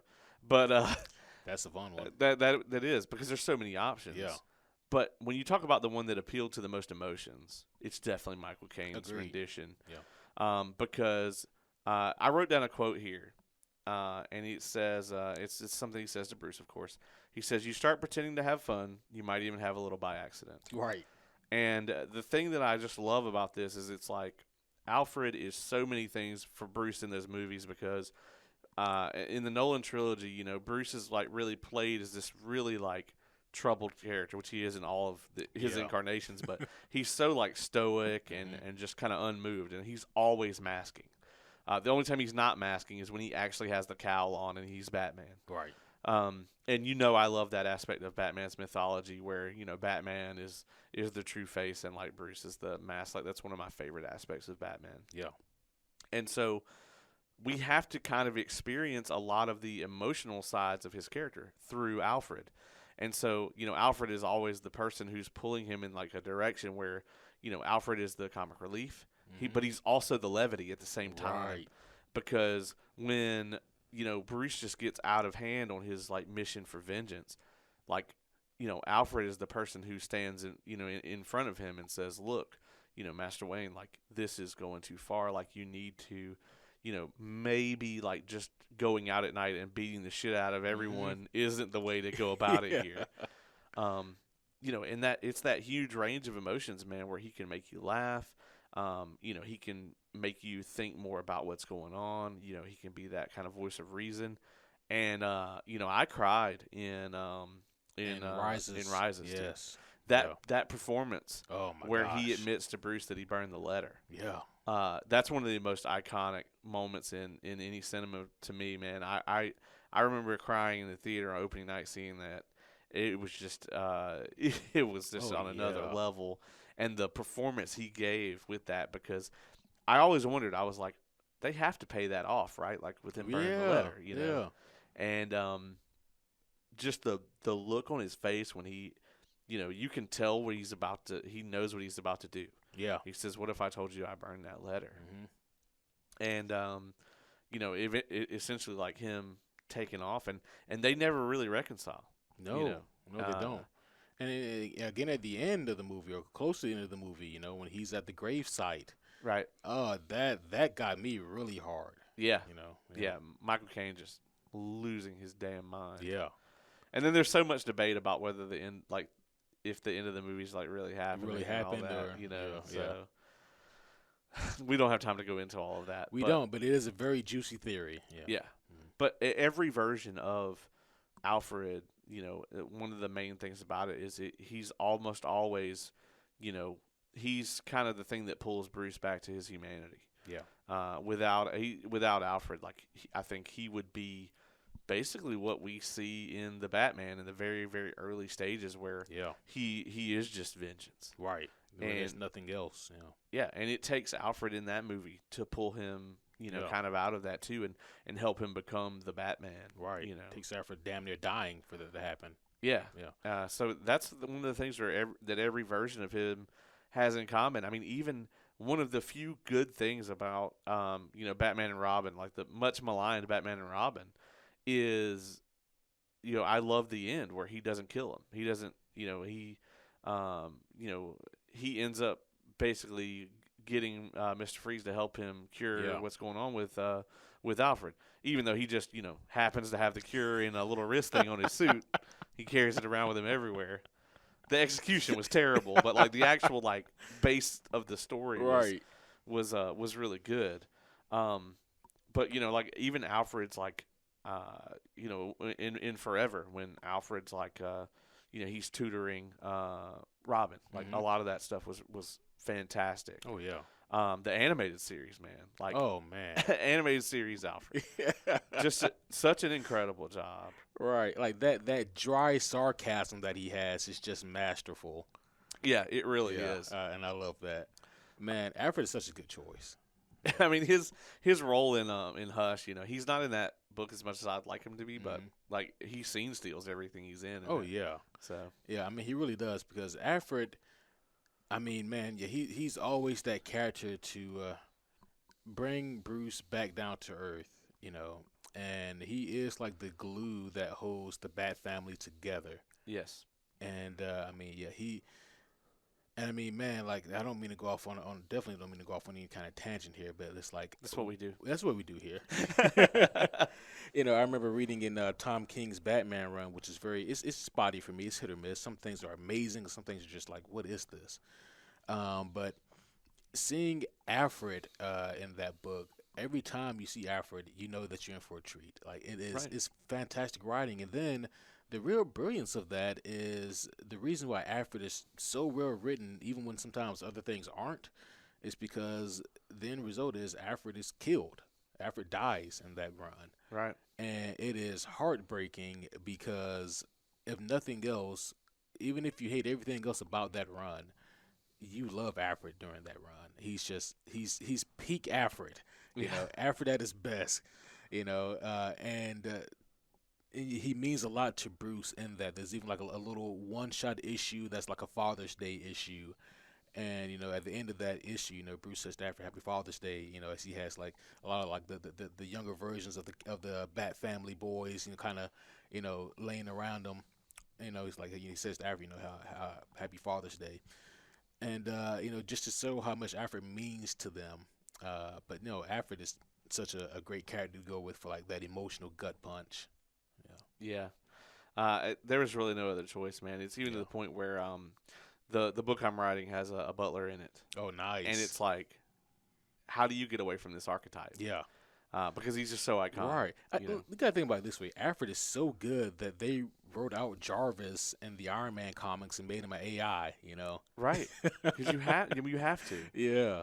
Even though the actual guy that they had play him in Game and in the Captain Carter, well, was it just a Peggy Carter show? What did they call that show? It was Agent Carter. Agent Carter, yeah. The guy they had play Jarvis in that was awesome. He did a great job, but like it was still the kind of in that archetype, Right. I mean even God, what's the guy from Fresh Prince? Jeffrey. Jeffrey, yeah. I mean even Jeffrey was pretty close to that, Yeah. is that snarky kind of, Right. to where they I really loved what they did with him in Bel Air and I still haven't seen that. Yeah. You haven't seen that? I know, I haven't seen it yet. Oh man, it's so good. Like it's not the same type of show at all. Right. Like which was smart, but they did a tremendous job with it. I need like 100 seasons. I gotta catch that. Yeah. Yeah. It's not. I mean, it's not perfect. Right. But it doesn't have to be perfect. Like 8, Yeah. 8.5 type thing, and there's some real banger moments in there. Especially like what they did with like Carlton. Yeah. Like they took him and made him the complete opposite. Oh. Like he is the furthest thing from the comic relief Yeah. imaginable. Yeah, I think he's like doing coke off a credit card in like the first Oh episode or damn. something. So Maybe he's old school Cardinal was too. We just didn't see it. yeah, we just didn't see it. Yeah. Yeah. Um, who was your runner ups for this for the appeal to emotion? Yeah. So it's funny that you mentioned Alfred because mine was Jason Todd. Oh, okay, okay. Yeah. Yeah.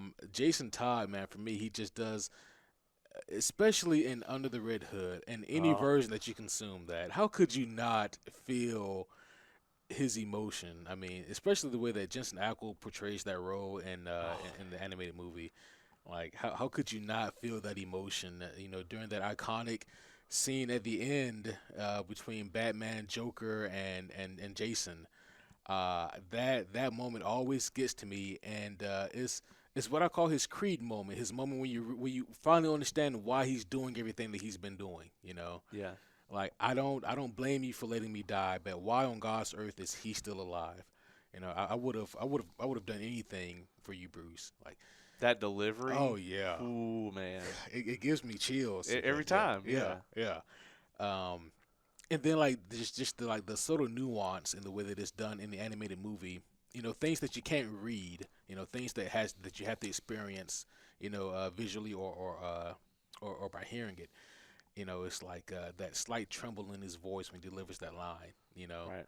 It's fantastic, and it just really added that extra layer to this character that otherwise could have been just a one note villain. But that story has given him so much staying power, and it always goes back to that kind of this broken character that we have. Yeah. So yeah. My runner up actually. So I had a few, but Mhm. the one I almost picked here was actually another Sanderson character.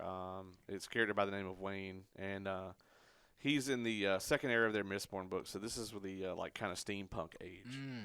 and his backstory is very good. So essentially, he's terrified of firearms. Like he can't hold a gun without like shaking because he basically grew up very poor and he like resulted to a life of crime. And he basically killed a man, and the man had like children, a family, whatever. And he ends up like kind of having this whole redemption arc. He actually ends up becoming like a deputy of the law, Mm. and he has a series of powers. So he can create a speed bubble around himself, which basically means he can create a field around himself where he's moving very fast. Yeah. So to anyone who's not inside that bubble, Oh yeah. like he just is like going like a million miles a second or Right. whatever. And then he also is what's they call a blood maker, so he can heal himself. Oh. So like Wolverine level Yeah. healing kind of. You pretty much only way to kill him is he has to run out of gold, which is what he uses to heal, or you have to like decapitate him, and that may not work, just depending. So Jeez. it's not quite Wolverine, but it's close. Yeah. Um, and so the girl whose father he killed, um, he forces himself every year. Like that's why he is like so terrified of firearms. Like he doesn't use them. Which is interesting because he's walking around with what they call dueling canes, and everybody else has guns. Hmm. So essentially, his like method of combat is he gets into the speed bubble where he can like dodge your bullets and shit, Right. and then he like gets right up on you and beats the shit out of you, and then he moves on to the next guy. Um, and so it's very effective. Yeah. But he forces himself to visit the girl, the daughter of the guy he killed every year, and he brings her like all of his like wages that he can spare, or whatever, to make up for like the money her dad would have made or whatever. And he could have someone like deliver it to her in person or whatever, but he doesn't do that. He forces himself basically to kind of endure that. Right. Every year, and every time she sees him, she's just like, "I want you to stop coming here."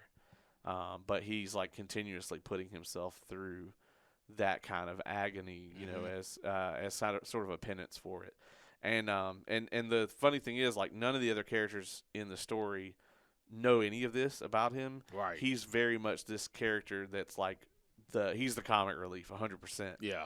Other than this, like very much masking all of that stuff with the like constant wit and everything that he's got. And that's just such a tremendous character for me as far as like a emotional appeal. Um, I had another one, but as I was going through all of that, it slipped Oh my no. mind. I So mean, I had one more, and like this was one that actually he was like a backup I had for like all three categories, but like he never placed high enough to be like there, right, you know. And it's a character name, and it's funny because you actually sent me a text message with the same name. It's a character named Dylan right, or Dylon, not Dylon, yeah. not to be confused with the five greatest rappers of all Right, time. right. Yeah, But he's from a comic book called Kill or Be Killed, written by Ed Brubaker, and it's a fantastic story. I believe it's like only 12 issues or so. But it's basically the story of this kid who his life is shit. He's like in his late 20s. He's just started going back to college. His roommate's kind of a dickhead, but his best friend is a girl named Kira. They're really good friends, and he likes her a lot. And then he finds out that his best friend is dating and fucking or his roommate is fucking his best friend Kira, and it's like, man, fuck, man, my life is bullshit. Uh, that's things tend to be. But the whole crutch of the story is that his life is shit. Like nothing is going right for this kid, and he lives in New York City. He goes up to the roof of the building he lives in, and he jumps off in an attempt to kill himself. But when he's about halfway down, he realizes, ah, fuck, I don't want to die. And he hears this voice in his head that says, "You don't want to die. Uh, I'll grant you this, but for a price, basically." And he miraculously survives the fall. Like his leg clips like a clothesline that's hanging up, and he falls into like a snow embankment. And so he survives. Like, holy shit, I'm alive, and he's like super happy to be alive. Well, long story short, now he has this demon that's following him, and the demon is telling him, "Look, you have 30 days to bring me a life. For every 30 days, you owe me a life. If you don't give me a life, then you will be the one who dies. This kill or be killed." And now the interesting thing about this story is that throughout the entirety of the story, you don't know if this demon is real or if it's just in this guy's head. He could just be a fucking raving lunatic for all we know. And it's played very, very well. But there are such strong emotional beats in the story with this character that he was the strongest contender for this one. But there's elements of this character that really resonate with like a like relatability, and also with like just that emotional gut punch. So yeah, he was one who was a contender for me.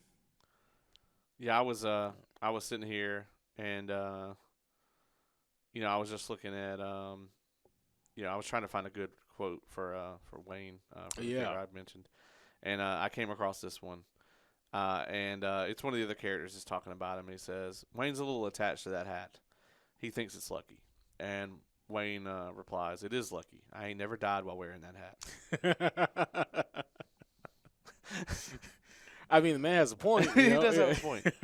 Yeah. He drops some good wisdom too. Yeah. One of the wisdom quotes is he says a man has never regretted giving it one extra shake, but he's definitely regretted not giving it enough shakes. God damn, this man is Yeah, wise. I know. Yeah. That's some sagely wordplay. That's true. That's Yeah. true. Yeah. So before we wrap it up here, like unfortunately for each of these, we've kind of had like a how does Hollywood fuck them up, part. So for this one, I think, which of these, emotions do you think is overplayed with Hollywood? Like, or that maybe they just attempt to pull them off in ways that aren't effective. Like the humor was the first thing that came to my mind. Yeah, humor I think is probably the most overused one, but I think the one that fails the most is an emotional death. Right. Um, because in order for a death to truly resonate with the audience, it has to, the death itself has to mean something. Right. It's where they messed up with Last of Us 2. No one had a problem with Joel dying. People had a problem with how it happened and why it happened. Right. And B, you have to create a character who has enough depth and personality for us to be attached to in the first place. So even if they get a good death, it doesn't mean anything if the character doesn't resonate. So like that's the one that always has like the biggest margin for failure, at least from my perspective. But yeah, Hollywood consistently messes that up. Like they all want that Terminator 2 moment where the Terminator sacrifices himself. Everyone in Hollywood wants that, but I mean, there's only one Terminator 2, so. The Boromir moment. Yes, the Boromir moment. Yeah, people want that.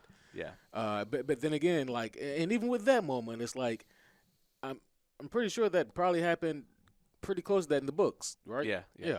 And so again, like Hollywood, Peter Jackson, I will give him credit. Like that man he can make a movie. Yeah. But outside of that, yeah, no, I don't know if anyone else in Hollywood at that time or now could pull that off as effectively.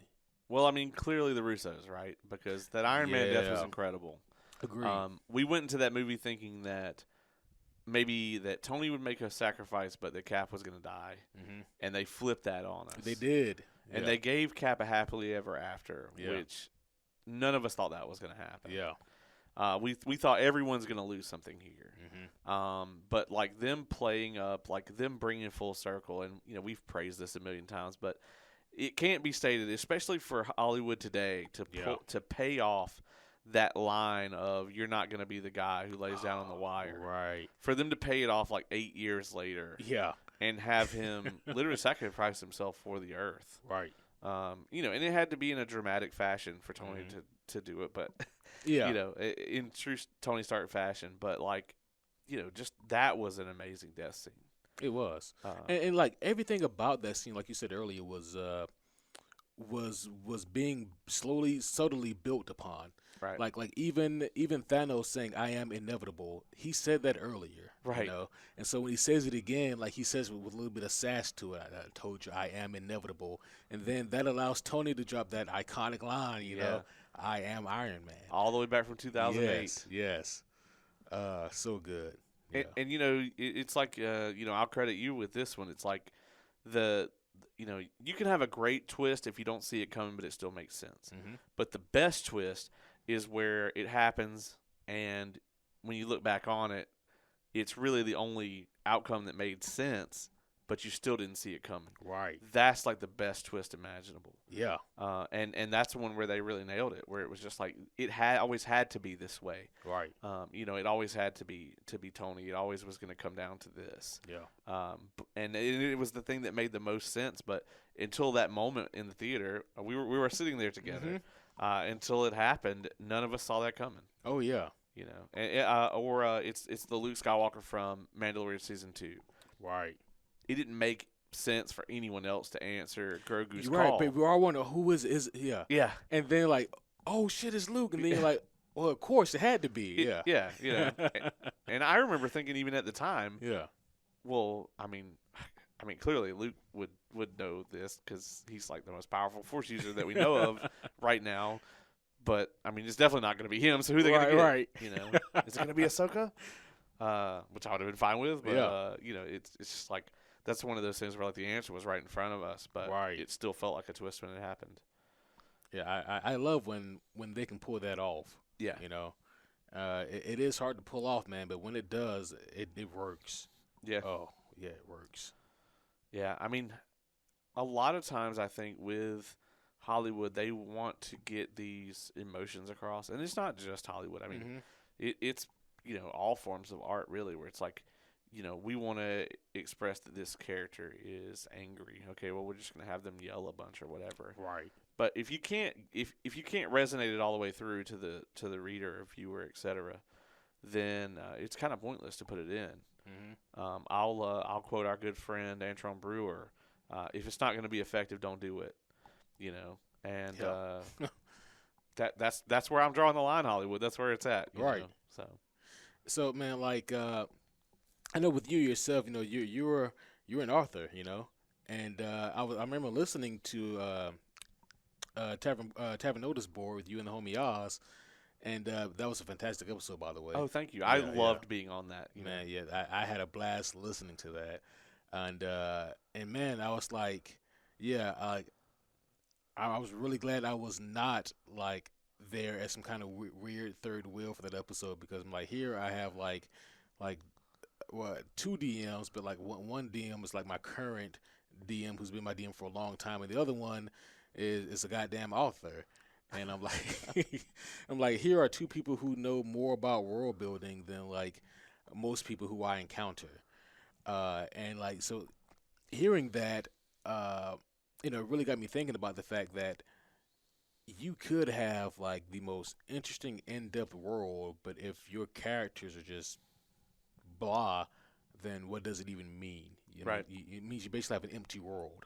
Yeah. And the other way around, you could have like these wonderful protagonists, these wonderful characters, but if they have a world, if they have like just a, if every world is like old school Star Wars, where this is the ice planet, this is the desert planet, Right. then it provides a very very kind of a boring setting for your characters to play in. Or current Star Wars, where it's the desert planet or the desert planet. Yeah. Uh, and speaking of Star Wars, I've watched through the fourth episode of Andor. Like I'm on 4. I've seen 1, 2, and 3. How was it? So the first 2 episodes, I was like, "There's no way I'm going to get into this," and the third episode was incredibly intriguing to the point where I now am at the point where I would recommend it to anyone. And I'm sitting there, I'm like, how much of this is the fact that I've never been to this planet in Star Wars? Like they're showing me a new planet with a culture that we haven't seen and that sort of thing. And that I thought about a lot of that leading into that world building episode. Being on that episode made me really want to DM again. Yeah. Because it was just like, sitting there until I sat there and talked with Oz about it. I didn't really realize like how many like ideas that I had for different things. But you brought up an incredible point. Like both of those things have to be reflected. Mm-hmm. Like your characters should act as a mirror, and your world should reflect off of them. Yeah. The best way to have somebody experience your world is through a character. I can sit here and describe something to you all day long. And yeah, I mean, if you've got a really visual mind, then you may, come up with this incredible like picture in your head. That's exactly what I wanted to paint. Right. But if I put a character in that world and I make you attached to that character, then I've done like that does all the hard work for me. Right. And for you. Yeah. Because now you're invested in this character and this character lives in this world and you get to experience it through them. Whereas otherwise I just have to sit here and give you a bunch of adjectives and You're right. and description and things like that.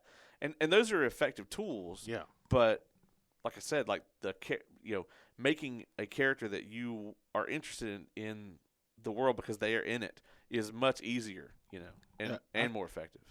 Yeah, I think so too. But that kind of reminded me of like an issue that I have with both Black Panther movies is in both movies I think we get fascinating characters. And Wakanda is one of the most fascinating places in the Marvel universe, but we barely see any of it. Right. And I'm like, in future installments, I think we really need to like explore the world of Wakanda. You would have thought that this second movie would have heavily been about that. Yeah. Especially when they're like moving all the buildings and stuff. Mild spoilers. Right. But it's like, no, is no one gonna say anything about that? No one's gonna mention that at all. And they did the same thing with the Thor movies as well. And it's like I gave the first one a pass because most of it wasn't based in Asgard. But I'm like with the second one, especially with Ragnarok spending so much time there. Well, we can't do that anymore for obvious reasons. But right. Asgard would have been a wonderful world to explore also. And that's probably the thing I like the most about the second Thor movie is it's the movie that does that the most. Yeah. We get to see more of the 9 realms right. in that movie. And then we get to see, Heimdall doing cool shit. So, that's always a plus. Do you find it, how's the challenge for you then when it comes to balancing out like your characters with your world? It's definitely interesting because for me, at least the way that I'm approaching this book, I very much have had these characters in mind for a very long time. And one of the things that I run into, and this is something we talked about in the episode, is it's where it's, I will have a character. One of the main characters' his name is Silas, and as Silas goes through, I'll have him kind of get to a point in the storyline, and I'll say, "Oh, well, I haven't fleshed this out," and then it's like I have to start to have it make sense for him, right? So it's like, okay, well, I need to build out this part of the world.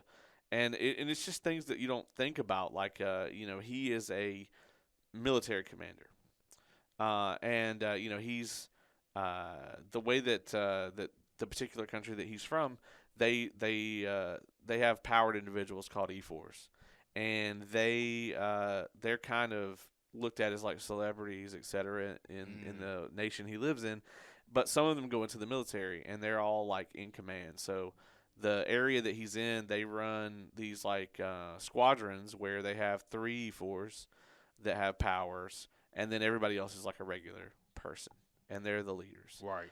And so it's like, okay, so now I have to come up with what does that hierarchy look like? Like, so now I have to come up with like a military command structure. Right. And so like that's just one example where you hit a wall like that, and it's Yeah. just like, oh well, now I have to to do some world building. Right. But I always try to do it because I'm really trying to make this a character driven thing. Mm-hmm. I'm addressing my world building in that way where it's like, this is the character I want to have, and then so now maybe rather than have him reflect the world from a writing perspective, I have him like project out into the world. Right. It's like, these are the things I can put into the world that will support X, Y, and Z about this character. Oh yeah, that makes a lot of sense. Like when you spell it out that way, especially. Well, and the reason for doing that is hopefully when you're reading it, it just all comes together seamlessly. Right. And it looks like I'm just a genius. Yeah. But really, it's just like, it's just planning, So. Yeah. I was just really curious about your like how one goes about doing something like this, because I know this is a huge undertaking.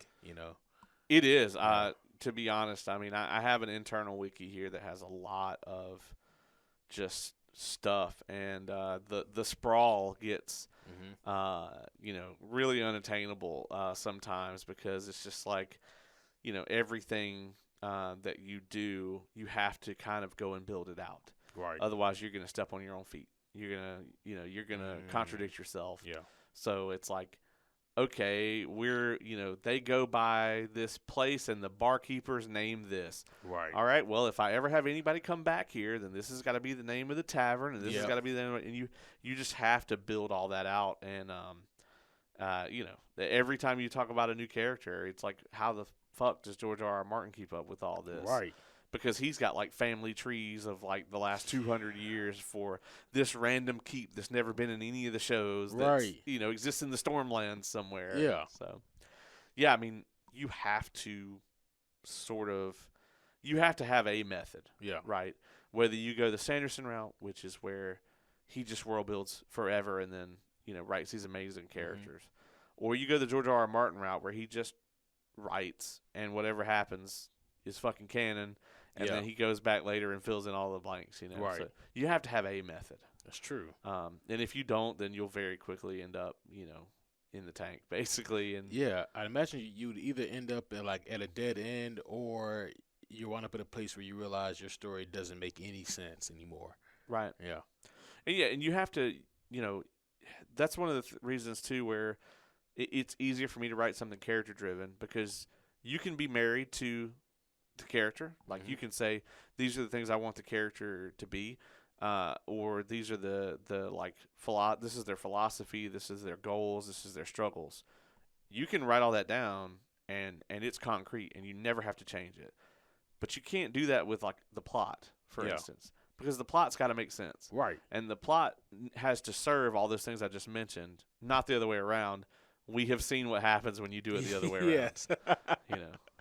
So. Yeah. And, just one more thing really quick. I was thinking about this, like on the ride over here, about how you're writing this novel. And by the way, I can't wait to read it. And I know it's going to be fucking amazing. It's coming. Yes. It's coming, everyone. My DMs are people are becoming less and less patient with me. I'm feeling that George R. R. Yeah, Martin. already. Yeah, you're getting it.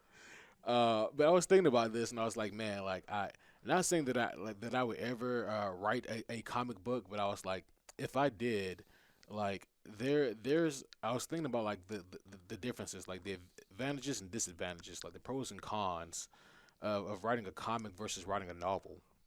And I was like, the cons for a comic book are they may not be that many, but they are extremely heavy. Right. Because especially if you're making one for like one of the big two, like Marvel or DC, you can. If I were to work for, let's say, Marvel, and I was to create literally like, okay, I created this new planet in the Marvel universe. This is a brand new planet, and I have populated it with various characters, and I have poured my heart and soul into giving them depth and characterization. And these characters, they could be kind of like Jack Kirby's, uh, his interpretation of like the Eternals or whatnot, or like what he did with DC with like the New Gods. So the New Gods really didn't do much with the rest of the DC universe. Right. But I could create my own place and all that, and populate it with all my characters, and it could be popular, and those would be my babies. But at the end of the day, whether it be 2 years, 5 years, 10 years, I would have to walk away from that, and somebody else gets to play in this yard that I created. And you know, if I were a creator like that, I don't know if I would be fine with that. Right. But unless you're like a Robert Kirkman type in the comic book realm, you're gonna have to, Right. step aside and let somebody play in the yard that you created. And I'm like, man, so whereas like if you're writing a novel, you may not have like the help accessible to help you, create things, or like a entire editorial team at your disposal at all times. But you do have something that the comic book writer doesn't have, and that is you have your full creative freedom Right. and your full liberties. Yeah, I mean, especially if you do the smart thing like I did, and I advise this of anybody who's gonna write, is you pre-register that shit with the copyright office Oh yeah. and get that certificate. Yes. It's expensive. It's like $200, but Well worth it though. yeah, I mean, so it's just like copywriting your name and then going to WWE. Right. Same concept. You go to the publisher. Usually, publisher's going to do the copyright for you as part of the deal. Right. When you already have the copyright, that's one less. That's one more ball that's in your court. Yeah. That's one more thing where it's like, no, I have the rights to this. Right. And the thing is, in this day and age, it's very easy to get published. Very easy. It's very hard to break out of the middle of the road kind of stuff because, I mean, Amazon, like, if you just want to be on Kindle Unlimited, Yeah. they'll put you on there in a heartbeat. They don't give a shit. You could be like C Spot Run. You know what I mean? Like, they don't give a shit because, like, that's a service that people pay a subscription for. Right. The payout to the author is very low. I mean, you have to download the book, and I think you have to read a certain percentage of it on the device Before you see. before the payout Wow. kicks, and then even then, it's just such a small percentage. So like you're not gonna make anything that Yeah. way. If you can't sell, if you can't like get a good audiobook out there that you can sell, or if you can't get your book into bookstores or make it to where people want to buy the book, or buy the ebook outright and own it and not have it as part of like an unlimited program. You've got to break out of that and be able to sell the books that way. Right. Or, well, I guess it's not a or. It could be and or. You also will go to like conventions and sell that way. There's a lot of independent authors that you can do very well. Yeah, that's with true. that. Independent publishing has become a thing. Yeah.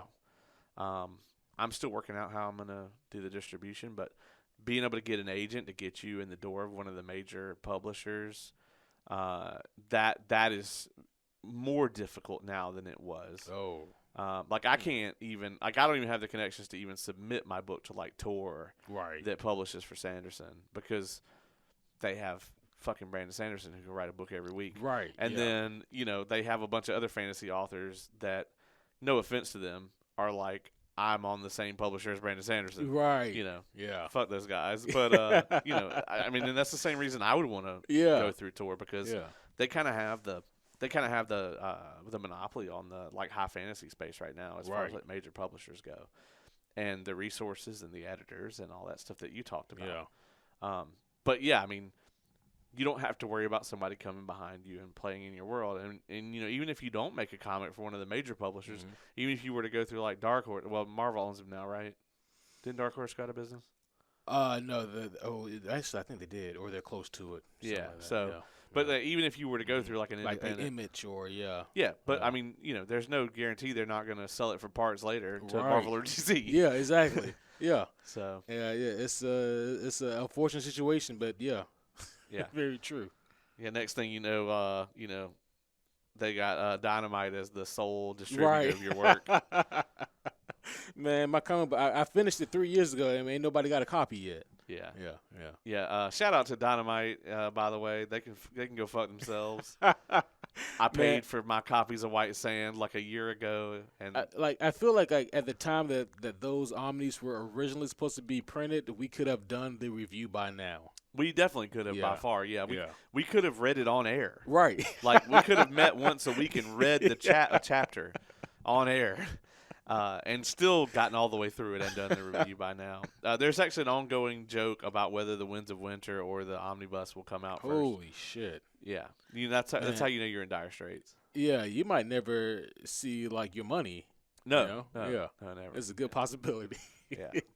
Well, man, I want to wrap this one up. Yeah. This has been such a incredible episode, man. I've loved digging into this with you. Oh, I had a blast with this, man. I'm glad that we got close, but we didn't have anything in common, Yeah, Yes. yeah. I was worried about Alfred, man. Yeah. Especially when you were like, "This is from one of my favorite stories." I was like, And then I narrowed it down, one of my favorite comic books. yeah. Then I was just every time you would check a box off, I was like, "Oh no." But I loved that we had a lot of them that were in the same like hemisphere, like Right. a lot of our runner-ups were real close. Oh, yeah. you know. We even had some same runner-ups, I think. Kratos, yeah, Kratos, especially. yeah. So, well, yeah, man. Definitely anybody who's listening, check out Superhero Homies. You want to say anything you guys got coming up over there? Yes. Actually, our upcoming episode is going to be one that I've really been looking forward to. This is an episode where we're going to look at some properties for comic books that have not been adapted yet. So either storylines or characters we have not seen, and we're going to pitch them.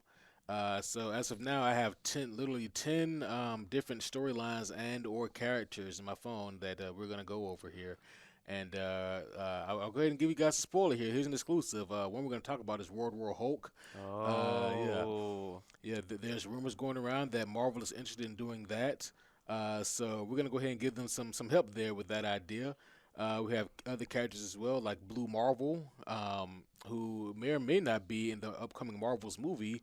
But in case they do plan on using him, I'm going to give you guys some ideas. There's plenty of characters who haven't been used and plenty of ideas that haven't been used across Marvel, DC, and other platforms that we're really looking forward to kind of giving our ideal movie situation for. We're looking forward to that. And then, of course, at the end of the year, there's the Homies Award, the most prestigious award show of all time. Really looking forward to that. We have some new categories this year that we're really looking forward to introducing. But that is a really, really fun episode that we do every year, and I can guarantee that you guys really love that. I mean, so two things. Number one is Deadpool kills the Marvel Universe on the list. I will add it. Yes.